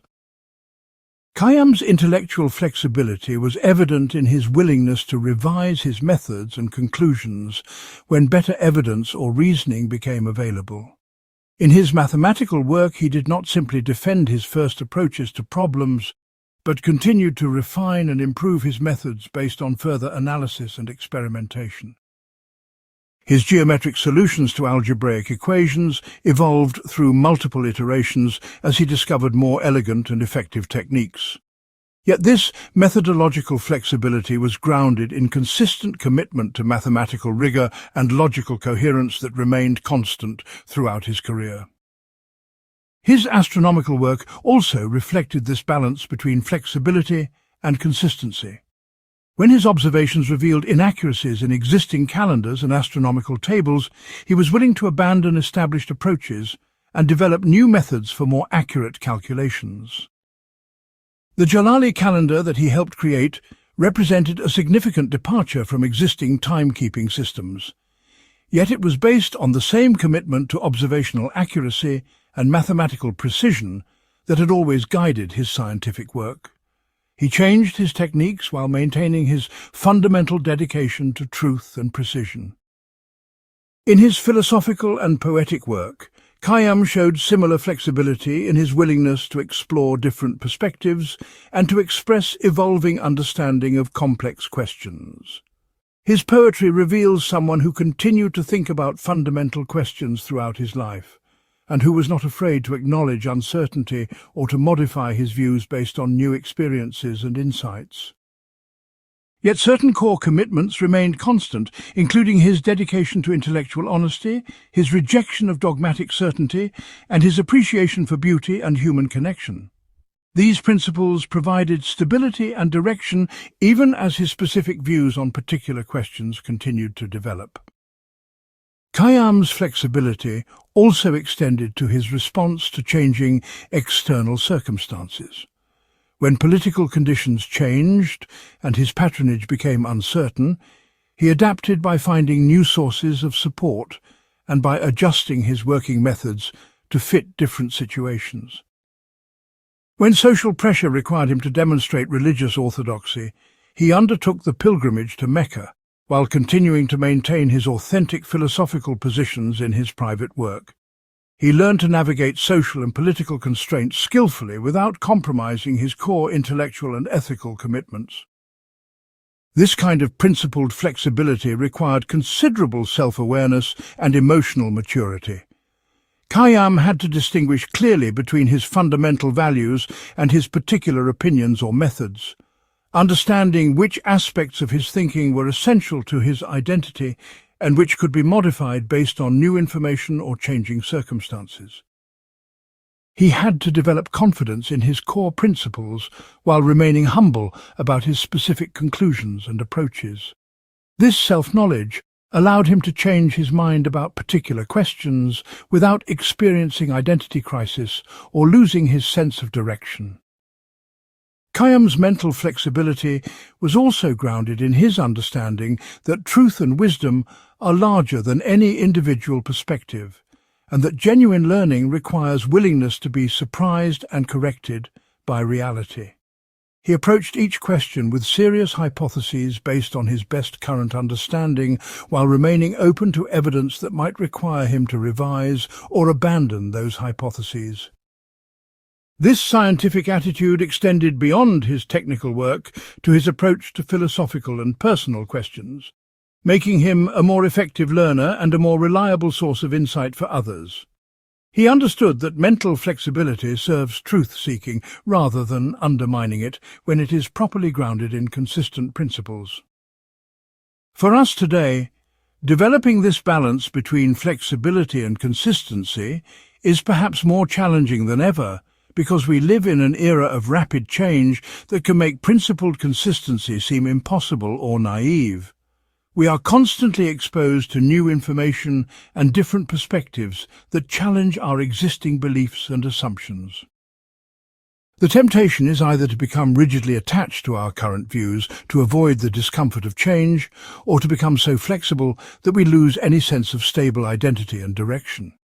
Khayyam's example suggests that both extremes are unnecessary if we learn to distinguish between our core principles and our particular opinions or methods.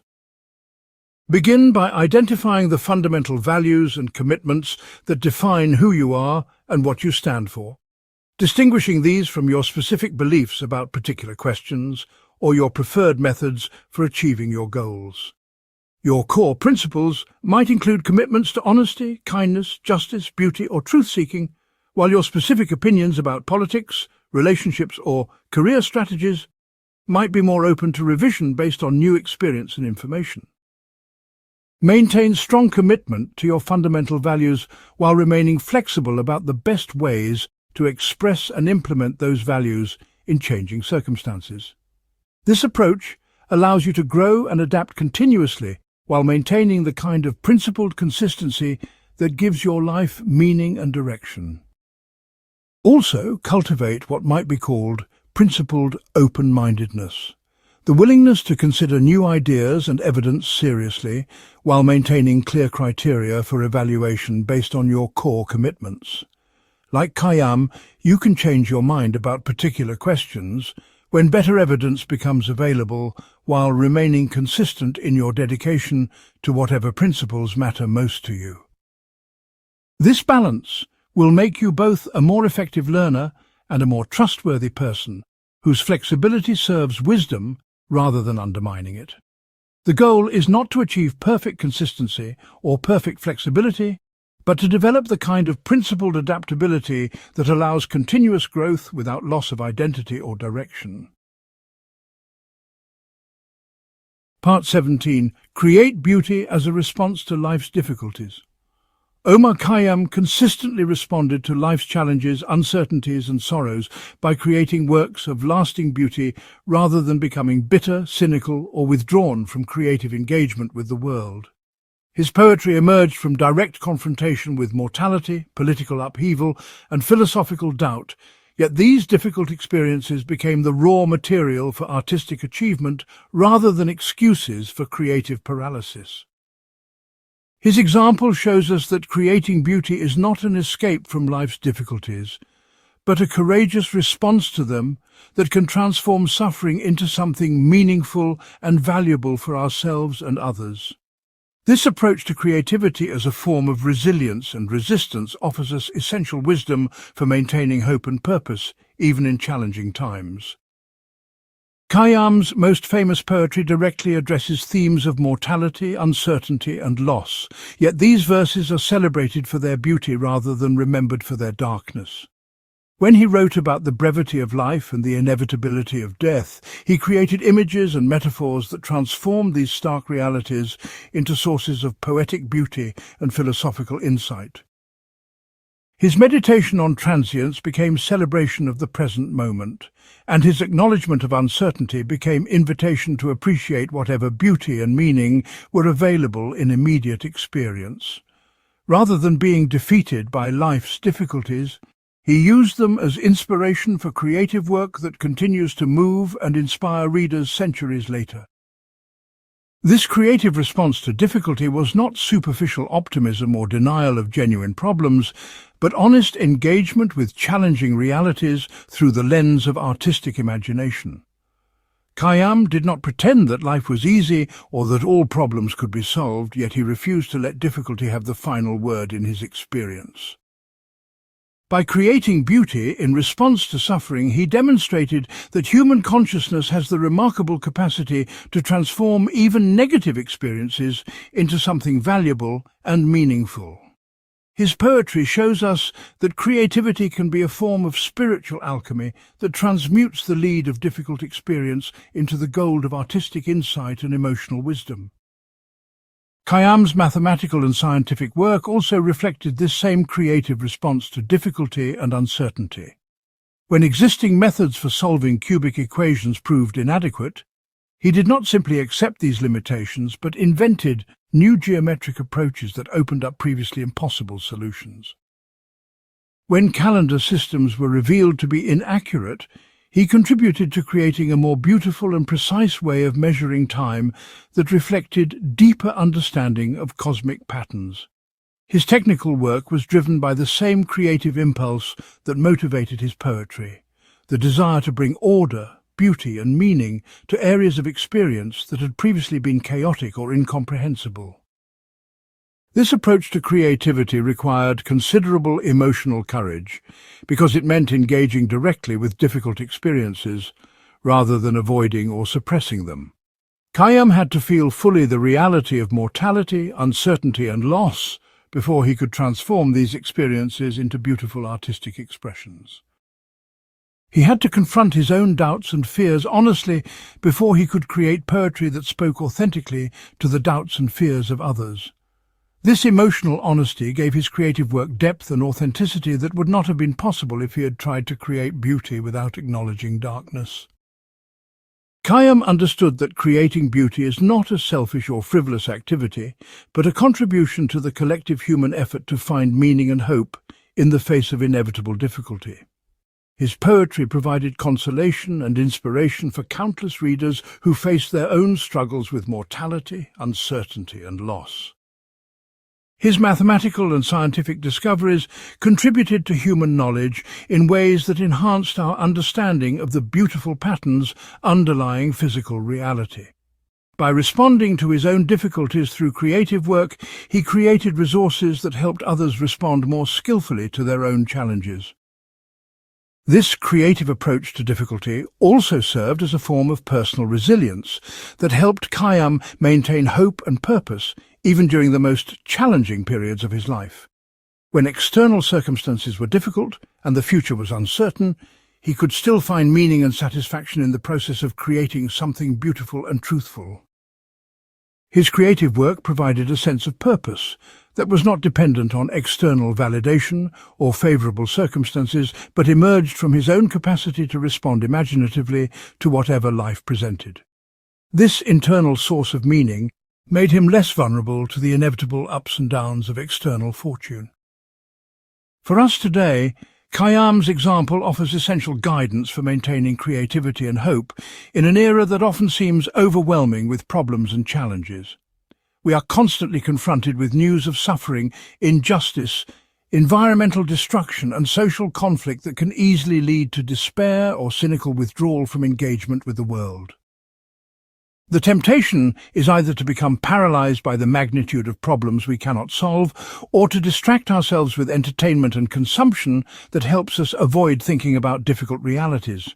Khayyam suggests a third alternative, responding to difficulty through creative engagement that transforms challenges into opportunities for beauty and meaning.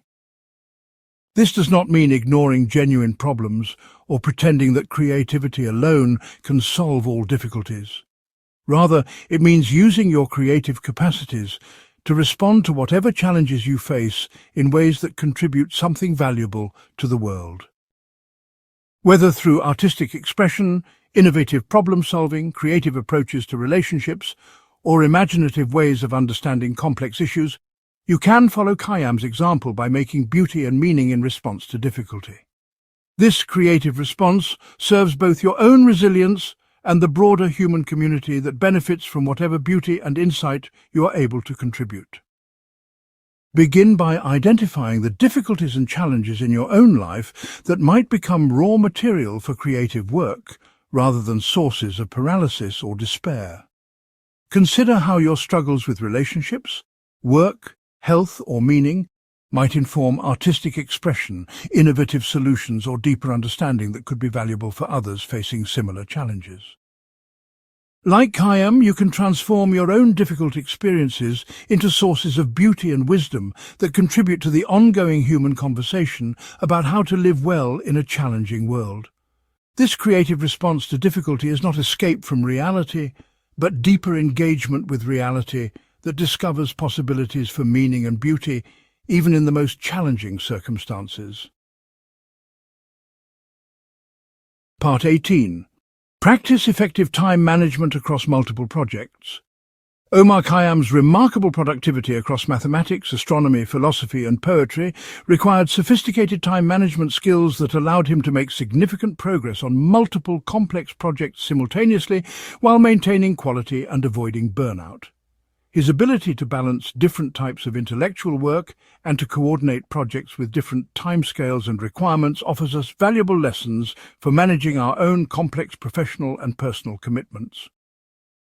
This effectiveness was not simply a matter of working harder, but of working more intelligently by understanding how different activities could complement and enhance each other rather than competing for limited time and attention.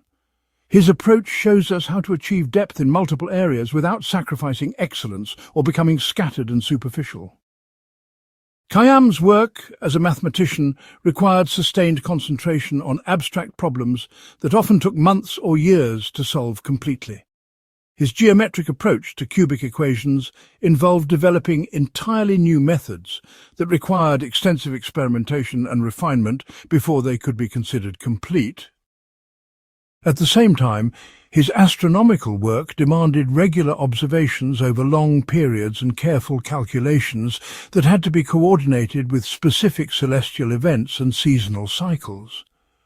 Meanwhile, His poetry and philosophical writing required different kinds of attention that drew on emotional insight and artistic sensitivity rather than purely analytical thinking. Rather than treating these different projects as competing demands, Khayyam learned to coordinate them in ways that allowed each type of work to inform and enhance the others. His mathematical insights contributed to the precision of his astronomical calculations, while his observations of cosmic patterns influenced his philosophical reflections on time and impermanence. His poetic sensibility enhanced his ability to see elegant solutions to mathematical problems, while his logical training brought clarity and structure to his artistic expression. This integration meant that time spent on any project contributed indirectly to progress on the others rather than detracting from them. Khayyam also understood how to match different types of work to different mental states and energy levels throughout the day and across longer periods.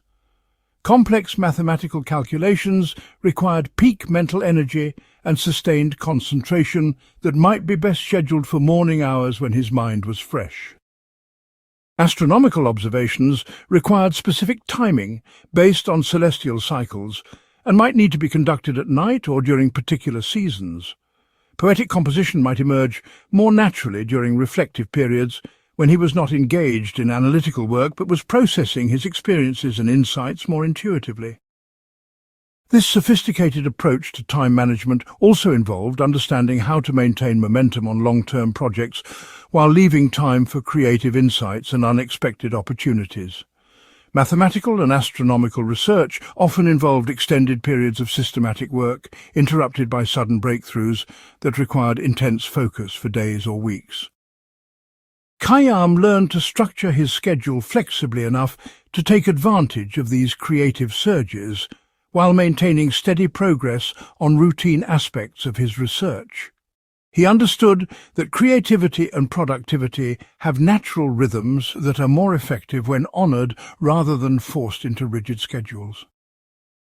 Khayyam's effectiveness also reflected his ability to work efficiently by building on previous results and avoiding unnecessary duplication of effort.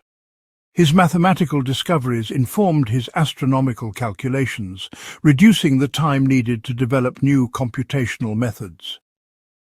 His philosophical insights provided frameworks for organizing his observations and findings rather than starting from scratch with each new question. His growing reputation allowed him to collaborate with other scholars and to have access to resources and information that accelerated his research progress. Perhaps most importantly, Khayyam maintained motivation and focus across multiple demanding projects by ensuring that each area of work remained personally meaningful and intrinsically rewarding.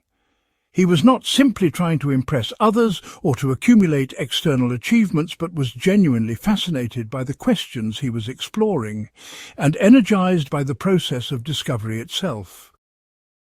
This internal motivation made it possible to sustain effort over long periods and to maintain enthusiasm even when progress was slow or when external recognition was limited. His work was driven by curiosity and love of truth rather than primarily by obligation or ambition, which made it more sustainable and ultimately more successful.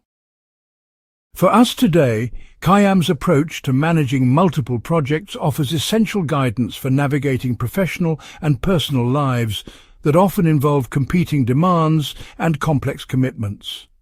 We frequently find ourselves trying to balance career responsibilities, family obligations, personal interests, and community involvement while maintaining quality and avoiding exhaustion. The temptation is either to focus exclusively on one area while neglecting others, or to spread our attention so thinly that we make little real progress on anything important. Khayyam's example suggests that both extremes are unnecessary if we learn to coordinate different activities strategically and to leverage synergies between different types of work. Begin by identifying how your different projects and commitments might complement and enhance each other, rather than simply competing for time and attention. Look for skills, insights, and resources that can transfer between different areas of your life and work. Consider how your professional experience might inform your personal interests, how your creative activities might enhance your analytical work, and how your volunteer commitments might provide perspective and energy for your career development. Schedule different types of activities based on your natural energy patterns and the specific requirements of each project rather than trying to force everything into uniform time blocks. Also, maintain focus on what is intrinsically meaningful and rewarding about each area of your work rather than being motivated primarily by external validation or obligation. Like Khayyam, you will be more effective and more sustainable if your multiple commitments are driven by genuine interest and personal values rather than simply by social expectations or financial pressures. This internal motivation will help you maintain energy and enthusiasm over long periods while making it easier to coordinate different projects in ways that serve your overall development and contribution rather than fragmenting your attention and effort. The goal is not to do everything, but to do what matters most to you with excellence and integration rather than with stress and superficiality. Part 19. Develop emotional resilience through philosophical understanding. Omar Khayyam cultivated remarkable emotional resilience not through avoiding difficult experiences or suppressing negative emotions, but through developing philosophical understanding that allowed him to contextualize challenges within a larger framework of meaning and purpose. His deep thinking about the nature of existence, the relationship between individual experience and cosmic patterns, and the possibilities for human agency within larger constraints provided him with inner resources for maintaining equilibrium during turbulent periods. This integration of philosophical reflection with emotional development offers us essential wisdom for building resilience that is not based on denial or escape, but on deeper understanding of our place in the larger scheme of things. His approach shows us that philosophical wisdom and emotional health can enhance each other when they are properly integrated. Khayyam's philosophical approach to emotional resilience was grounded in honest acceptance of the fundamental uncertainties and limitations of human existence. Rather than seeking false comfort in absolute answers or impossible guarantees, he learned to find peace within uncertainty and to act purposefully, despite not having complete control over outcomes. His poetry reveals someone who had worked through the anxiety that comes from wanting more security than life can provide, and who had found ways to appreciate beauty and meaning without demanding permanence or certainty. This philosophical acceptance freed emotional energy that might otherwise have been wasted on futile struggles against unchangeable realities. His understanding of cosmic timescales and his scientific perspective on human existence provided him with a framework for putting personal difficulties into broader perspective without minimizing their real impact on individual experience. When he faced political persecution or social criticism, he could remind himself that these temporary difficulties were small episodes within much larger patterns of change and development. Yet, this cosmic perspective did not make him indifferent to immediate experience, but rather helped him respond to challenges with appropriate rather than excessive emotional investment. He learned to take his problems seriously without taking them so seriously that they overwhelmed his capacity for effective action and creative response. Khayyam's philosophical understanding also helped him distinguish between aspects of difficult situations that were within his control and those that were not, allowing him to focus his emotional energy more effectively. He understood that he could not control political changes, other people's opinions, or the ultimate outcomes of his efforts, but he could control his own responses, his quality of attention, and his commitment to his values. This clarity about the boundaries of personal agency reduced anxiety and frustration while increasing his sense of empowerment within whatever constraints he faced. He learned to accept responsibility for what he could influence while releasing attachment to results that depended on factors beyond his control. His integration of rational analysis with emotional experience also contributed to his resilience by helping him understand the patterns and causes of his own emotional reactions.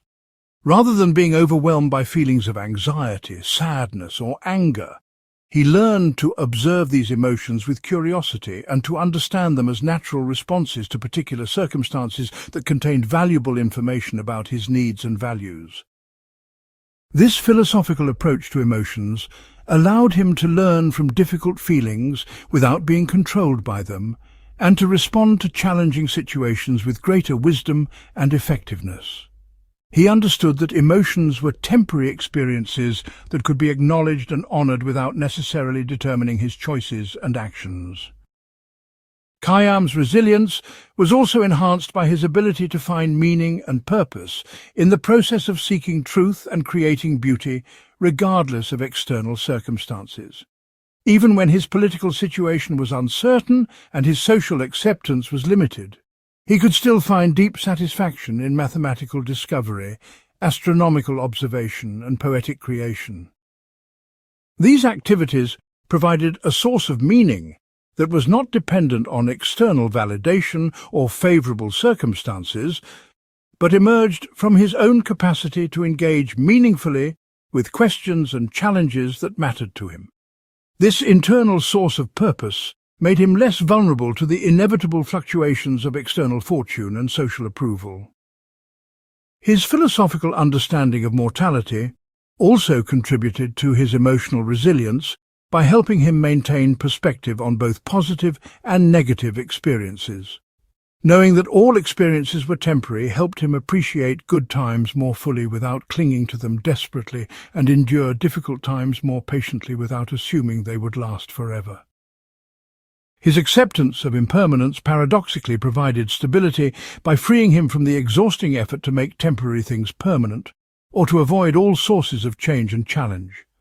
He learned to find security not in unchanging circumstances, but in his own capacity to respond creatively to whatever circumstances emerged. For us today, Khayyam's approach to building emotional resilience through philosophical understanding offers an alternative to both the superficial optimism that denies genuine difficulties and the therapeutic approaches that focus primarily on managing symptoms rather than developing deeper wisdom. We often try to build resilience through distraction, consumption, or positive thinking that avoids confronting the fundamental uncertainties and limitations that are part of human existence. Alternatively, we sometimes become so focused on emotional management techniques that we forget the importance of developing the kind of philosophical framework that can provide lasting perspective and meaning. Khayyam's integration of philosophical reflection with emotional development suggests a more comprehensive approach to resilience. Begin by developing your own philosophical understanding of the fundamental questions that affect emotional well-being, including the nature of change, the extent of personal control, the meaning of success and failure, and the relationship between individual experience and larger patterns. This is not about adopting any particular philosophical system, but about thinking seriously about the assumptions and beliefs that shape your emotional responses to life's challenges. Consider how your scientific understanding of time, space, and natural processes might inform your perspective on personal difficulties, and explore how your values and purposes might provide stability even when external circumstances are turbulent. Like Khayyam, you can develop emotional resilience by building philosophical wisdom that helps you respond to challenges with appropriate perspective and purposeful action, rather than being overwhelmed by temporary difficulties or false expectations. Part 20. Balance solitude and social engagement.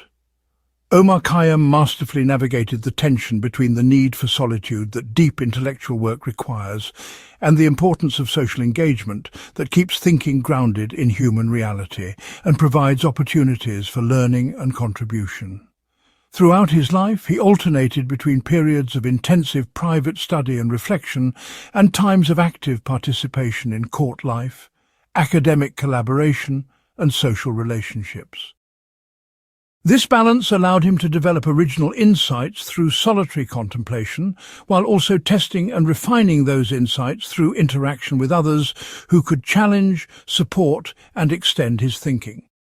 His example shows us that neither complete isolation nor constant social engagement is optimal for intellectual development and authentic living, but rather that wisdom emerges from skillfully combining both modes of existence. Khayyam's mathematical and astronomical discoveries required extended periods of solitary concentration where he could work through complex problems without interruption or distraction. His geometric approach to solving cubic equations involved months of patient experimentation with different configurations and calculations that demanded sustained focus on abstract relationships. His astronomical observations required long nights of careful measurement and recording that could only be accomplished in relative isolation from social demands and everyday concerns.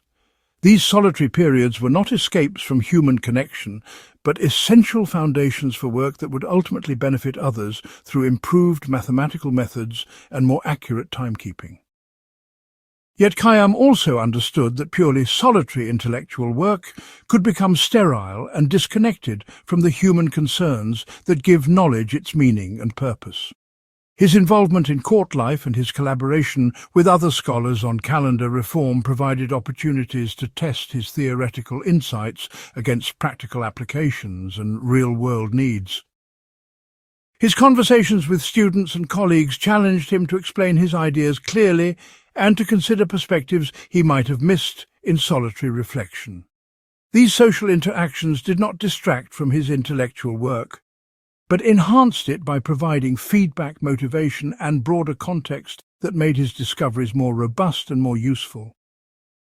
Khayyam's poetry also reflects this balance between solitary reflection and social engagement, emerging from private contemplation of personal experience while addressing themes and concerns that resonated with broader human experience. His verses about mortality, beauty, and meaning were products of solitary meditation on questions that affect all human beings, yet they gained depth and authenticity from his participation in friendships, professional relationships, and community life. His ability to write movingly about human connection came partly from his willingness to invest emotionally in relationships despite knowing they would be temporary. His insights about the value of present-moment experience emerged from both private philosophical reflection and shared moments of beauty, conversation, and companionship with others. The balance between solitude and social engagement also shaped Khayyam's approach to controversial questions and unpopular ideas. He needed solitary time to develop his authentic views on religious, philosophical, and scientific questions without being influenced by social pressure or group thinking. Yet he also needed social interaction to understand how his ideas might be received, to refine his methods of expression, and to gauge when and how to share controversial insights constructively rather than destructively. His ability to maintain intellectual independence while remaining socially connected required careful attention to when each mode was most appropriate and most beneficial. Khayyam's reputation as somewhat antisocial in his later years suggests that he may have tilted increasingly toward solitude as he aged and as his intellectual projects became more demanding and sophisticated. This shift was not necessarily a rejection of human connection, but rather a recognition that different life stages and different types of work require different balances between solitary and social time. His willingness to prioritize intellectual work over social approval demonstrated his commitment to authentic contribution rather than mere popularity. Yet even in his more reclusive periods, his work remained deeply connected to human concerns and continued to influence students and readers who carried his insights into broader social contexts. This dynamic balance between solitude and social engagement required considerable self-awareness and social skill.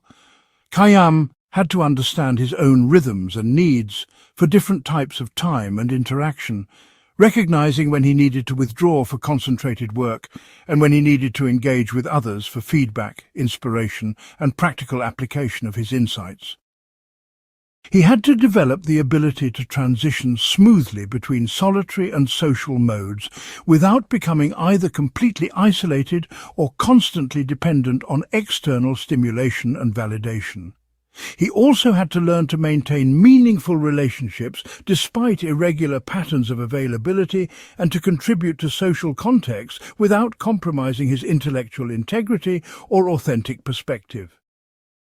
For us today, Khayyam's approach to balancing solitude and social engagement offers essential guidance for navigating a world that often promotes either excessive connectivity or defensive isolation. Digital technology and social media create unprecedented opportunities for constant connection and collaboration, yet they can also prevent the kind of sustained solitary reflection that deep thinking and creative work require. At the same time, the complexity and pace of modern life can lead to social overwhelm that drives people to withdraw completely from meaningful engagement with others.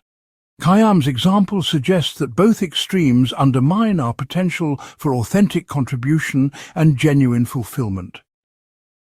Begin by honestly assessing your current balance between solitary and social time, considering whether you are getting enough of each type of experience to support both your intellectual development and your human connections. Many people today are socially overstimulated but intellectually undernourished because they have too little time for sustained solitary reflection and too much time in superficial social interactions. Others may have plenty of time alone, but lack the meaningful social engagement that provides feedback, motivation and opportunities to contribute their insights to others. Like Khayyam, you may need to deliberately create space for both modes and to develop skill in transitioning between them based on your current needs and projects. Also, consider how your solitary and social time can enhance each other, rather than simply competing for limited hours in your schedule. Use solitary time to reflect on your social experiences and to develop insights that you can share constructively with others. Use social interactions to test your private thinking against different perspectives and to discover new questions worth exploring in solitude. Whether you are working on creative projects, building relationships, or developing your understanding of complex issues, you will likely be more effective if you learn to combine the depth that comes from solitary reflection with the breadth and grounding that comes from meaningful social engagement. Remember that the optimal balance between solitude and social engagement may change over time based on your age, your current projects, your life circumstances, and your evolving understanding of your own needs and contributions. Like Khayyam, you can adjust this balance consciously rather than simply accepting whatever pattern emerges by default from external pressures and opportunities. The goal is not to achieve perfect balance at every moment, but to remain aware of both needs and to ensure that neither solitary development nor social contribution is completely neglected over longer periods. This conscious attention to both dimensions of human flourishing will enhance both your personal growth and your ability to contribute meaningfully to the communities and causes you care about. Part 21. Use adversity as a teacher. Omar Khayyam faced numerous challenges throughout his life, including political upheaval, religious persecution, social criticism, and professional setbacks, yet he consistently transformed these difficulties into sources of learning and wisdom rather than allowing them to embitter or diminish him. His approach to adversity was neither passive acceptance nor angry resistance, but active engagement that sought to understand what each challenge could teach him about himself, about human nature, and about the world. This perspective allowed him to extract value from even the most difficult experiences and to emerge from hardships with greater wisdom, resilience, and capacity for contribution. His example shows us that adversity can become one of our most powerful teachers if we learn to engage with it skillfully rather than simply enduring it or fighting against it. Khayyam's experience of political instability taught him profound lessons about the unpredictability of fortune and the importance of developing internal sources of security and meaning. When his patron Sultan Malik Shah died and his political position became uncertain, he could have become bitter about the injustice of losing support despite his excellent work. Instead, He used this experience to deepen his understanding of how external circumstances affect human life and to develop greater emotional independence from factors beyond his control. His poetry reflects insights about the transient nature of worldly power and success that could only have come from direct experience of how quickly circumstances can change. The religious and social criticism he faced for his unconventional views taught him important lessons about intellectual courage and the costs and benefits of expressing unpopular ideas. Rather than simply retreating into conformity or becoming defensively isolated, he learned to navigate the tension between authentic expression and social acceptance with greater skill and wisdom. His experience of being accused of impiety and forced to undertake a pilgrimage to Mecca provided first-hand education about how social pressure operates and how to maintain intellectual integrity under duress. These difficult experiences enhanced his understanding of human psychology and social dynamics in ways that purely theoretical study could never have achieved. Khayyam's professional challenges also became sources of learning that improved both his work methods and his understanding of how knowledge develops and spreads. When his mathematical innovations were initially misunderstood or rejected by colleagues, he learned valuable lessons about how to communicate complex ideas more effectively and how to build support for unconventional approaches. When his astronomical work faced skepticism from those attached to existing calendar systems, he gained insight into how established institutions resist change and how to introduce innovations in ways that maximize their chances of acceptance and implementation. These experiences taught him practical wisdom about collaboration, persuasion, and institutional change that enhanced his effectiveness throughout his career. Perhaps most importantly, Khayyam's encounters with mortality and loss taught him fundamental lessons about what truly matters in human life and how to find meaning in the face of impermanence. The deaths of friends, colleagues, and patrons could have led him to withdraw from emotional engagement or to become cynical about the value of human relationships. Instead, these experiences deepened his appreciation for friendship and beauty, while teaching him how to love fully without demanding permanence or perfect security.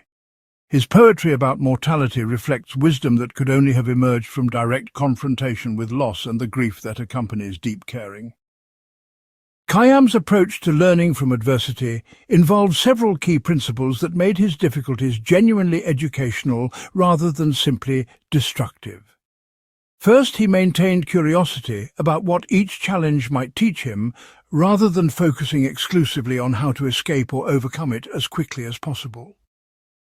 He understood that adversity often provides access to insights and experiences that are not available during comfortable periods, and that these lessons can be valuable even when the circumstances that create them are painful. Second, he looked for patterns and principles behind specific difficulties rather than treating each problem as a unique and meaningless occurrence. He also maintained perspective by understanding his personal difficulties within larger contexts of human experience and cosmic development. His scientific understanding of natural processes and his historical knowledge of social change helped him see his own challenges as part of broader patterns, rather than as evidence of personal failure or cosmic injustice. This broader perspective allowed him to learn from adversity without being overwhelmed by it, and to maintain hope and purpose even during difficult periods. He understood that individual difficulties, however painful, were temporary episodes within much larger stories of growth, discovery, and development. Khayyam's response to adversity also involved active experimentation with different approaches and strategies, rather than passive endurance or repetitive attempts to use methods that were not working. When one approach to a mathematical problem failed, he tried different geometric configurations rather than simply repeating the same unsuccessful methods. When one strategy for navigating social pressure proved inadequate, he developed new approaches that better balanced authenticity with social survival. This experimental attitude allowed him to use adversity as an opportunity to develop new skills and strategies that enhanced his effectiveness in future situations. For us today, Khayyam's approach to learning from adversity offers essential guidance for dealing with the inevitable challenges that arise in any meaningful life. We often approach difficulties primarily as problems to be solved or obstacles to be overcome as quickly as possible, missing opportunities for learning and growth that are only available during challenging periods. Alternatively, we sometimes become so focused on the emotional pain of difficult experiences that we cannot extract the wisdom and insights they might offer. Khayyam's example suggests a more balanced approach that acknowledges the real difficulty of adversity while also recognizing its potential educational value.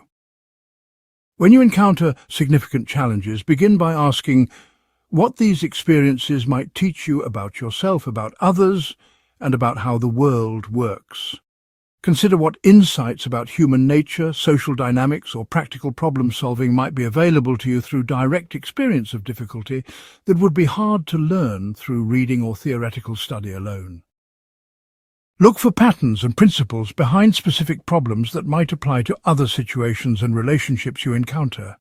Maintain perspective by understanding your personal challenges within larger contexts of human experience and natural development, rather than treating them as unique evidence of personal failure or cosmic unfairness. Also, approach adversity experimentally, trying different responses and strategies rather than simply enduring pain or repeating unsuccessful approaches. Use difficult periods as opportunities to develop new skills, to test your values and priorities under pressure, and to discover resources and capacities you might not have known you possessed. Like Khayyam, you can transform adversity from a purely negative experience into a source of wisdom and strength that enhances your ability to contribute meaningfully to your own life and to the lives of others. This does not mean seeking out difficulty unnecessarily, but rather learning to extract maximum value from whatever challenges you cannot avoid or have already chosen to face. Part 22. Cultivate wonder and curiosity throughout life. Omar Khayyam maintained a sense of wonder and curiosity about the world that remained fresh and powerful throughout his long life, driving his discoveries in mathematics and astronomy while also inspiring his poetic reflections on beauty and meaning. This capacity for sustained wonder was not a childish trait that he outgrew, but a mature intellectual and emotional stance that he deliberately cultivated because he understood its essential role in learning, creativity, and authentic living. His example shows us that curiosity and wonder are not luxuries for those with time and leisure, but fundamental human capacities that enhance every aspect of our experience when we learn to develop and maintain them consciously. This orientation toward life as an ongoing source of fascinating questions and beautiful discoveries can transform ordinary existence into continuous adventure and growth. Khayyam's mathematical work was driven by genuine wonder at the elegant relationships hidden within numerical and geometric patterns. His breakthrough insights into cubic equations emerged not from dutiful problem-solving, but from fascination with the possibility that algebraic and geometric approaches might be connected in ways that had never been explored before. This sense of mathematical wonder allowed him to see possibilities that more routine thinkers missed, and motivated him to persist through the extended periods of experimentation required to develop new solution methods. His mathematical achievements were products of sustained curiosity about abstract relationships, rather than simply technical skill or methodical analysis. His astronomical work reflected the same quality of wonder at the vast scales and precise patterns of cosmic phenomena. The extraordinary accuracy of his solar year calculations was motivated not just by practical needs for calendar reform, but by genuine awe at the possibility that human beings could understand and measure celestial cycles with remarkable precision. His willingness to spend years making careful observations reflected deep curiosity about how the universe actually works, rather than satisfaction with inherited theories and conventional approximations. This cosmic wonder provided him with perspective on human affairs, while also enhancing his appreciation for consciousness itself as a remarkable phenomenon that allows temporary beings to participate in eternal mathematical and natural patterns. Khayyam's poetry reveals someone who remained curious about fundamental questions of existence and meaning throughout his life, rather than settling into dogmatic answers or cynical dismissal of such questions. His verses explore mortality, beauty, love, and purpose with the fresh engagement of someone encountering these themes for the first time, even though he had been thinking about them for decades. This sustained philosophical curiosity allowed him to continue discovering new insights about familiar questions and to avoid the intellectual staleness that often accompanies aging. His wonder at the mystery of consciousness and the improbable beauty of existence remained vivid and motivating even as his understanding became more sophisticated and nuanced. This capacity for sustained wonder also shaped Khayyam's approach to other people and to social relationships. Rather than becoming jaded about human nature or reducing people to predictable categories, he maintained curiosity about the complexity and uniqueness of individual personalities and relationships. His poetry about friendship reflects genuine wonder at the remarkable phenomenon of human connection and the strange fact that separate beings can understand and care for each other across the fundamental isolation of individual consciousness. This social curiosity enhanced his relationships while also providing material for philosophical reflection about the nature of empathy, communication, and community. Khayyam's wonder extended to everyday experiences and simple pleasures that others might have taken for granted or dismissed as unimportant. His famous verses about bread, wine, and companionship reflect genuine amazement at the possibility of satisfaction and beauty in immediate experience.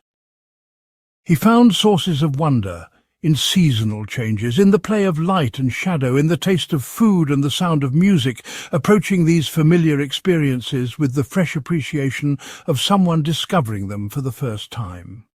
This capacity to find the extraordinary within the ordinary prevented his life from becoming routine or mechanical, and provided continuous sources of inspiration for both scientific observation and poetic creation.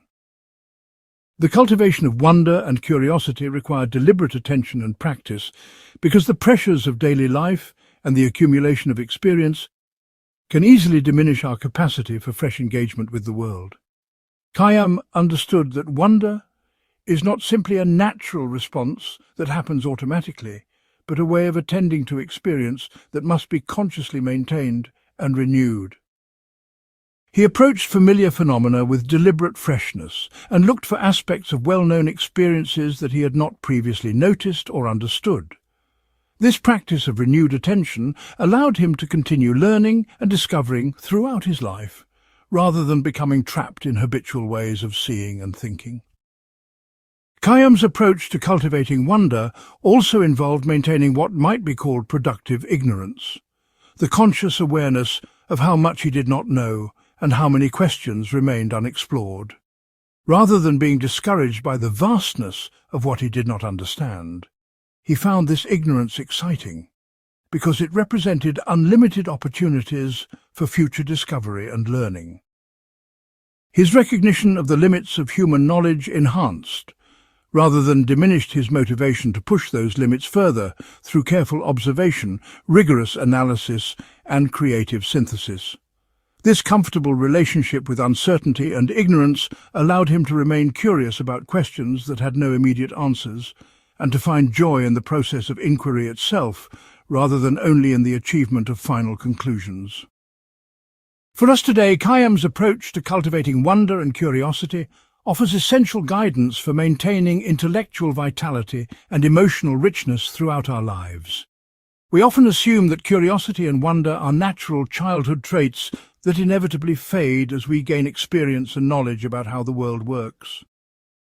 Yet Khayyam's example suggests that these capacities can actually deepen and become more sophisticated with age if we learn to cultivate them consciously rather than allowing them to atrophy through neglect or cynicism. In our information-rich but often routine-driven lives, the deliberate cultivation of wonder may be more important than ever for maintaining creativity, learning, and genuine engagement with existence. Begin by practicing renewed attention to familiar experiences. looking for aspects of routine activities and well-known phenomena that you have not previously noticed or appreciated. When you eat, really taste your food with the attention of someone encountering these flavors for the first time. When you interact with people you know well, remain curious about their thoughts, feelings, and perspectives, rather than assuming you already understand them completely. When you encounter ideas or information in your professional or personal life, maintain genuine curiosity about implications and connections you have not previously considered. Also, consciously cultivate awareness of how much you do not know and how many questions remain unexplored in areas that interest you. Rather than being discouraged by the limits of your current understanding, let this ignorance motivate continued learning and discovery. Like Khayyam, you can find excitement in the vastness of what remains to be learned and experienced rather than feeling overwhelmed by it. Whether you are exploring scientific questions, artistic possibilities, philosophical problems, or practical challenges in your work and relationships, maintaining active curiosity and genuine wonder will enhance both your effectiveness and your satisfaction with whatever you choose to pursue. Part 23. Find the sacred in the ordinary. Omar Khayyam possessed a remarkable ability to discover profound meaning and spiritual significance in everyday experiences and simple pleasures, seeing the sacred not as something separate from ordinary life, but as something revealed through careful attention to immediate reality. His poetry celebrates bread, wine, friendship, and natural beauty, not as mere material pleasures, but as manifestations of deeper patterns and possibilities that connect individual experience to larger cosmic processes.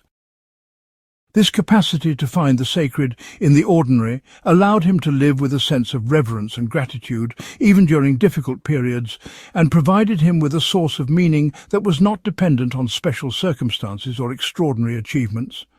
His approach offers us essential wisdom for discovering spiritual richness in whatever life circumstances we actually face, rather than waiting for ideal conditions or dramatic experiences.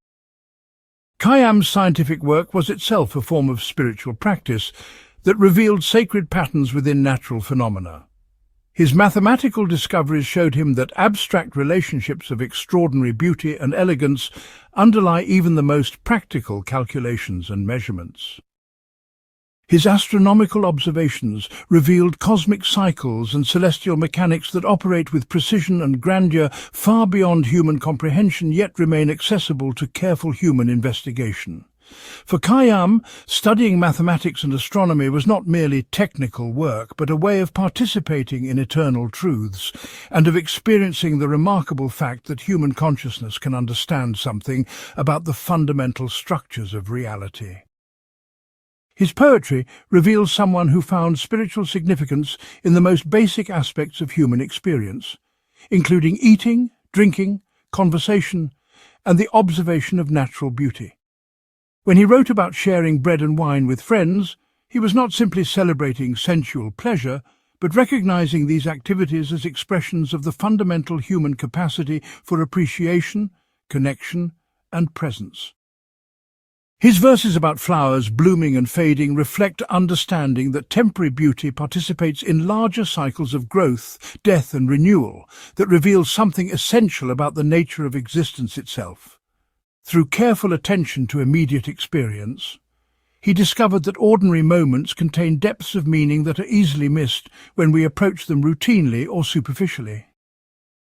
Khayyam's approach to finding the sacred in the ordinary was informed by his understanding that consciousness itself is a remarkable and perhaps miraculous phenomenon. His scientific knowledge of cosmic scales and natural processes made him acutely aware of how improbable and precious it is that matter can organize itself into beings capable of awareness, thought, and appreciation. This perspective transformed even mundane activities into occasions for wonder, because they demonstrated the extraordinary fact that the universe has evolved beings capable of experiencing beauty, understanding truth, and creating meaning. From this viewpoint, every moment of conscious experience becomes sacred simply because consciousness is itself a profound mystery and gift. His integration of scientific and poetic perspectives allowed him to see connections between immediate personal experience and vast cosmic processes that revealed the sacred dimension of ordinary life. When he observed the changing seasons, he saw not just pleasant variations in weather, but expressions of the same cyclical patterns that govern planetary motion and stellar evolution. When he contemplated human mortality, he understood individual death as participation in the larger processes of change and renewal that operate throughout the natural world. This scientific understanding enhanced rather than diminished his sense of the sacred by showing how personal experience connects to universal patterns and eternal principles. Khayyam's capacity to find the sacred in the ordinary also shaped his approach to work and daily responsibilities. His mathematical calculations and astronomical observations were not merely professional duties, but opportunities to participate in the ongoing human effort to understand and appreciate the world more completely. His teaching and scholarly collaboration were not just career activities, but contributions to the collective growth of human knowledge and wisdom. Even routine aspects of his work became meaningful when understood as part of larger purposes that connected his individual efforts to timeless questions and universal human concerns. This perspective required developing what might be called sacramental awareness, the ability to see ordinary experiences as revelations of deeper realities rather than as merely practical or material events.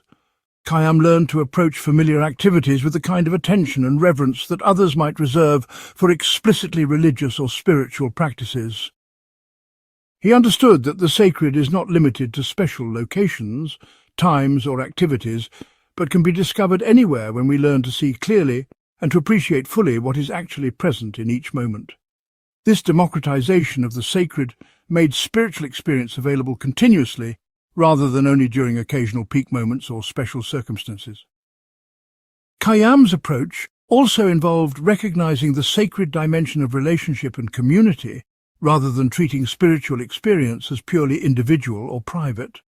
His poetry about friendship reveals understanding that genuine human connection participates in larger patterns of love and understanding that connect individual beings to each other and to the larger wholeness of existence. His appreciation for conversation, shared meals and collaborative work reflected recognition that community itself is a sacred phenomenon that demonstrates the possibility of transcending the isolation of separate consciousness. Through attention to the quality of his relationships and interactions, he discovered sacred dimensions of social existence that enriched both his personal experience and his contribution to others. For us today, Khayyam's approach to finding the sacred in the ordinary offers essential guidance for discovering spiritual richness in lives that may seem routine or lacking in dramatic meaning. We often assume that sacred or spiritual experience requires special practices, extraordinary circumstances, or access to religious institutions and traditions. Yet Khayyam's example suggests that the most profound spiritual experiences may be available through careful attention to whatever experiences we are actually having, rather than through seeking special or exotic alternatives to ordinary life.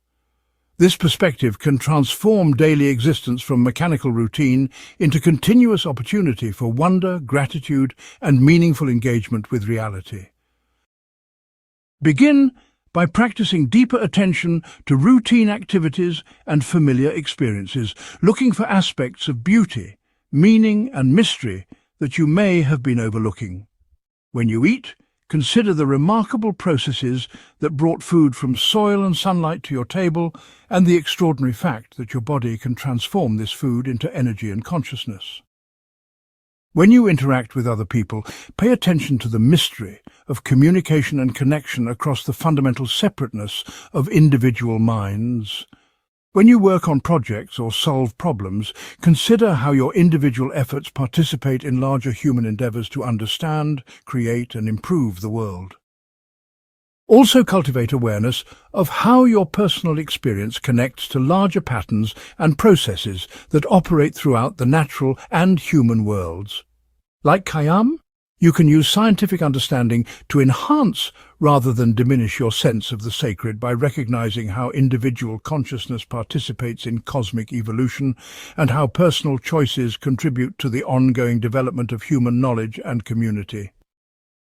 This perspective can transform ordinary moments into opportunities for reverence and gratitude while providing a sense of meaning and purpose that is grounded in immediate reality rather than dependent on special circumstances or extraordinary achievements.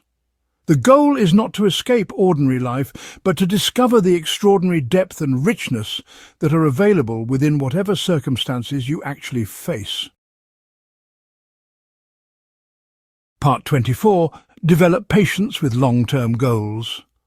Omar Khayyam demonstrated extraordinary patience with long-term intellectual projects that required years or even decades of sustained effort before yielding significant results, understanding that the most valuable discoveries and contributions often emerge slowly through accumulated insight and persistent refinement rather than through dramatic breakthroughs. His approach to long-term goals was characterized not by passive waiting, but by active engagement with intermediate steps and partial progress that maintained momentum and motivation, even when ultimate objectives remained distant. This patience with extended timelines allowed him to undertake ambitious projects that impatient thinkers would have abandoned, and to achieve depth and sophistication that rapid approaches could not have produced. His example offers essential wisdom for pursuing meaningful goals that require sustained commitment and for maintaining motivation during the long periods of apparent slow progress that characterize most significant achievements. Khayyam's mathematical work exemplified this patient approach to long-term intellectual development. His geometric solutions to cubic equations required years of experimentation with different approaches and configurations before he discovered methods that worked reliably across different types of problems. Rather than abandoning this research when initial attempts failed, or when progress seemed slow, he maintained systematic investigation that gradually revealed patterns and possibilities that were not apparent during early stages of the work. His breakthrough insights emerged not from sudden inspiration, but from accumulated understanding that developed through countless hours of careful analysis and patient experimentation. His astronomical research demonstrated the same commitment to long-term observation and gradual refinement of understanding. The extraordinary accuracy of his solar year calculations was achieved through years of careful measurement and analysis that slowly corrected errors in existing estimates and revealed previously unrecognized patterns in celestial motion. His contribution to calendar reform required coordination with other scholars over extended periods and careful testing of proposed changes against continued observation of seasonal and astronomical cycles. This work could only have been accomplished by someone willing to invest in projects whose completion required far more time than any individual research study or short-term investigation. Khayyam's approach to long-term goals involved breaking complex objectives into manageable intermediate steps that provided regular opportunities for progress and accomplishment even when ultimate goals remained distant. His mathematical research proceeded through a series of smaller problems and partial solutions that gradually built the foundation for more comprehensive breakthroughs. His astronomical work involved daily observations and calculations that were valuable in themselves, while also contributing to larger patterns that emerged only over longer periods. This strategic approach to complex projects allowed him to maintain motivation and momentum while making steady progress towards objectives that might otherwise have seemed overwhelming or impossible. He also understood the importance of maintaining perspective during periods when progress seemed slow or when setbacks temporarily disrupted forward movement. His scientific training helped him recognize that natural and intellectual development often involves irregular rhythms, with periods of rapid advance alternating with times of apparent stagnation or even temporary regression. Rather than interpreting slow periods as evidence of failure or impossibility, he understood them as normal aspects of complex development that required patience and persistence rather than discouragement or abandonment of effort. This long-term perspective allowed him to weather temporary difficulties while maintaining commitment to ultimate objectives that remained valuable despite short-term obstacles.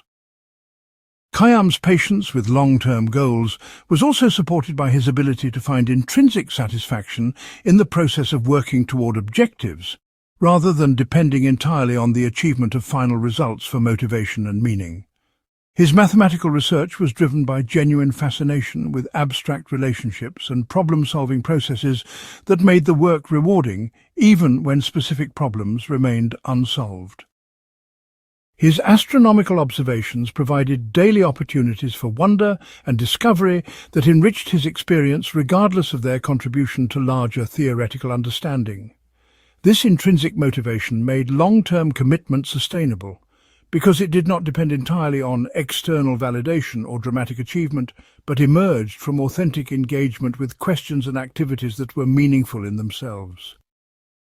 His integration of multiple long-term projects also contributed to his patience by providing alternative sources of progress and accomplishment when particular areas of work encountered difficulties or delays.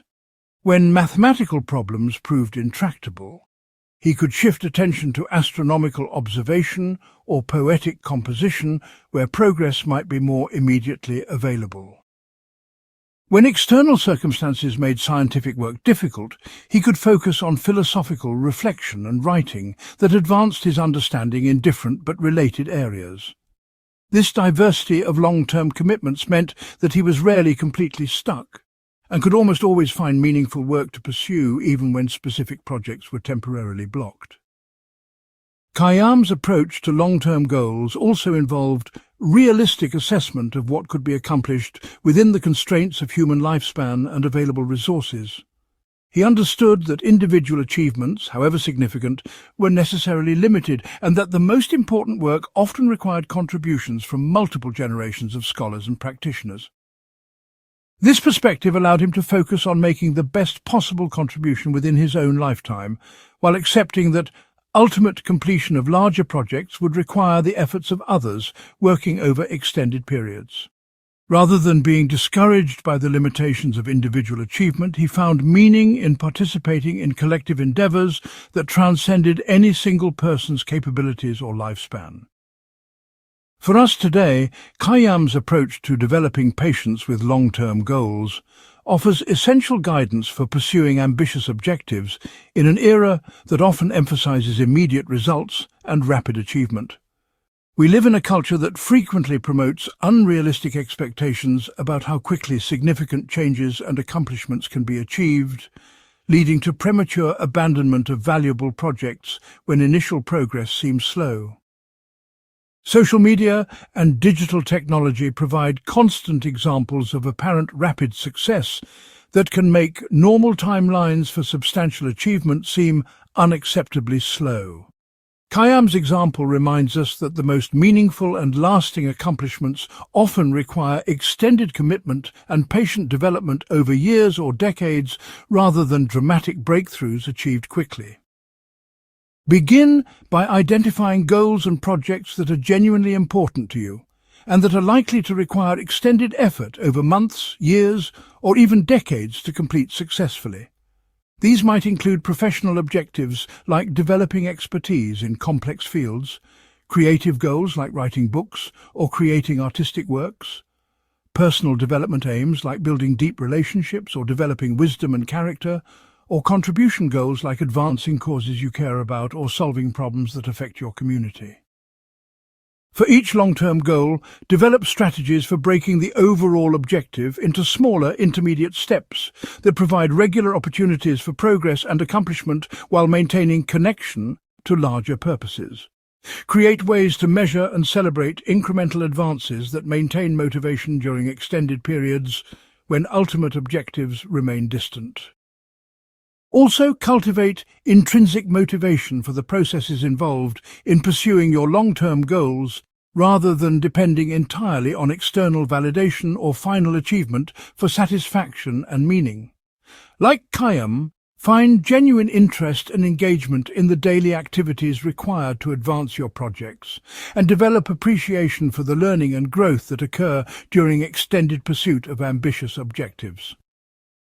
Maintain realistic perspective about normal timelines for significant achievement, and resist cultural pressures to expect rapid results from complex endeavors. Remember that patience with long-term goals is not passive waiting, but active engagement with meaningful work that builds gradually toward objectives that are worth pursuing precisely because they cannot be achieved quickly or easily. Part 25. Leave a legacy through authentic contribution. Omar Khayyam's lasting influence across multiple fields and cultures demonstrates the power of authentic contribution that emerges from following one's genuine interests and talents rather than seeking fame or trying to create a predetermined legacy. Nearly 9 centuries after his death, his mathematical insights continue to influence modern algebra. His astronomical calculations still inform calendar systems, and his poetry continues to move readers around the world. This enduring impact was not the result of a calculated effort to achieve immortality, but the natural consequence of doing excellent work motivated by curiosity, love of truth, and commitment to authentic expression. His example shows us that the most meaningful legacies emerge from focusing on the quality of our present contributions rather than worrying about how we will be remembered. Khayyam's mathematical legacy was built through patient work on problems that genuinely fascinated him rather than through attempts to impress contemporaries or secure his reputation. His geometric solutions to cubic equations represented breakthrough thinking that opened up new approaches to algebraic problems. Yet he developed these methods primarily because he was intrigued by the mathematical relationships themselves. The fact that his discoveries influenced centuries of subsequent mathematical development was a byproduct of the excellence and originality of his work rather than its primary purpose. His authentic engagement with mathematical questions led naturally to insights that proved valuable for future generations of mathematicians who faced similar problems. Similarly, his astronomical contributions emerged from genuine dedication to understanding cosmic patterns and improving human timekeeping, rather than from ambition to be remembered as a great astronomer. The extraordinary accuracy of his solar year calculations and the lasting value of the Jalali calendar reflected his commitment to careful observation and precise analysis, rather than his desire for historical recognition. He understood that accurate timekeeping served practical human needs and satisfied his own intellectual curiosity about celestial mechanics, and these authentic motivations led naturally to work of lasting significance. His legacy in astronomy was built not through self-promotion but through the inherent value of his contributions to human understanding of time and cosmic cycles. Khayyam's poetic legacy demonstrates even more clearly how authentic expression can transcend cultural and temporal boundaries to speak to universal human experiences. His Rubaiyat was not written with an international audience in mind, but emerged from his honest reflection on mortality, uncertainty, beauty and meaning as he experienced them in his particular time and place. Yet the authenticity and depth of these reflections allowed them to resonate with readers from completely different cultures and historical periods who recognized their own struggles and insights in his verses. The fact that his poetry has been translated into dozens of languages and continues to inspire new generations of readers reflects the power of genuine, rather than calculated, artistic expression. His philosophical legacy is perhaps the most complex, because it was never systematized into a formal doctrine but was expressed through the integration of his scientific, mathematical, and poetic work. His approach to balancing reason and emotion, his methods for dealing with uncertainty, his strategies for maintaining intellectual integrity under pressure, and his techniques for finding meaning in temporary beauty all continue to offer guidance for contemporary readers facing similar challenges. This philosophical influence was not created through explicit attempts to establish a school of thought, but through the consistent example of how to live thoughtfully and authentically in a complex world. His life itself became a teaching about how to integrate different forms of knowledge and different aspects of human experience. Khayyam's lasting influence also demonstrates how authentic contribution naturally transcends the limitations of any single field or cultural context.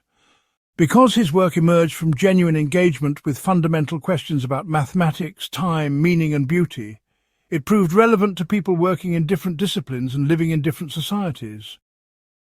His geometric approach to algebra influenced mathematical development in cultures that had never heard of Persian poetry, while his poetic insights about mortality and meaning spoke to readers who knew nothing about his scientific achievements. This cross-cultural and interdisciplinary influence was possible because he focused on underlying patterns and universal questions rather than superficial or culturally specific concerns. Perhaps most importantly, Khayyam's legacy demonstrates that meaningful contribution does not require perfect circumstances or complete freedom from constraints. He created work of lasting value despite political instability, religious persecution, and social criticism that could easily have prevented or diminished his achievements.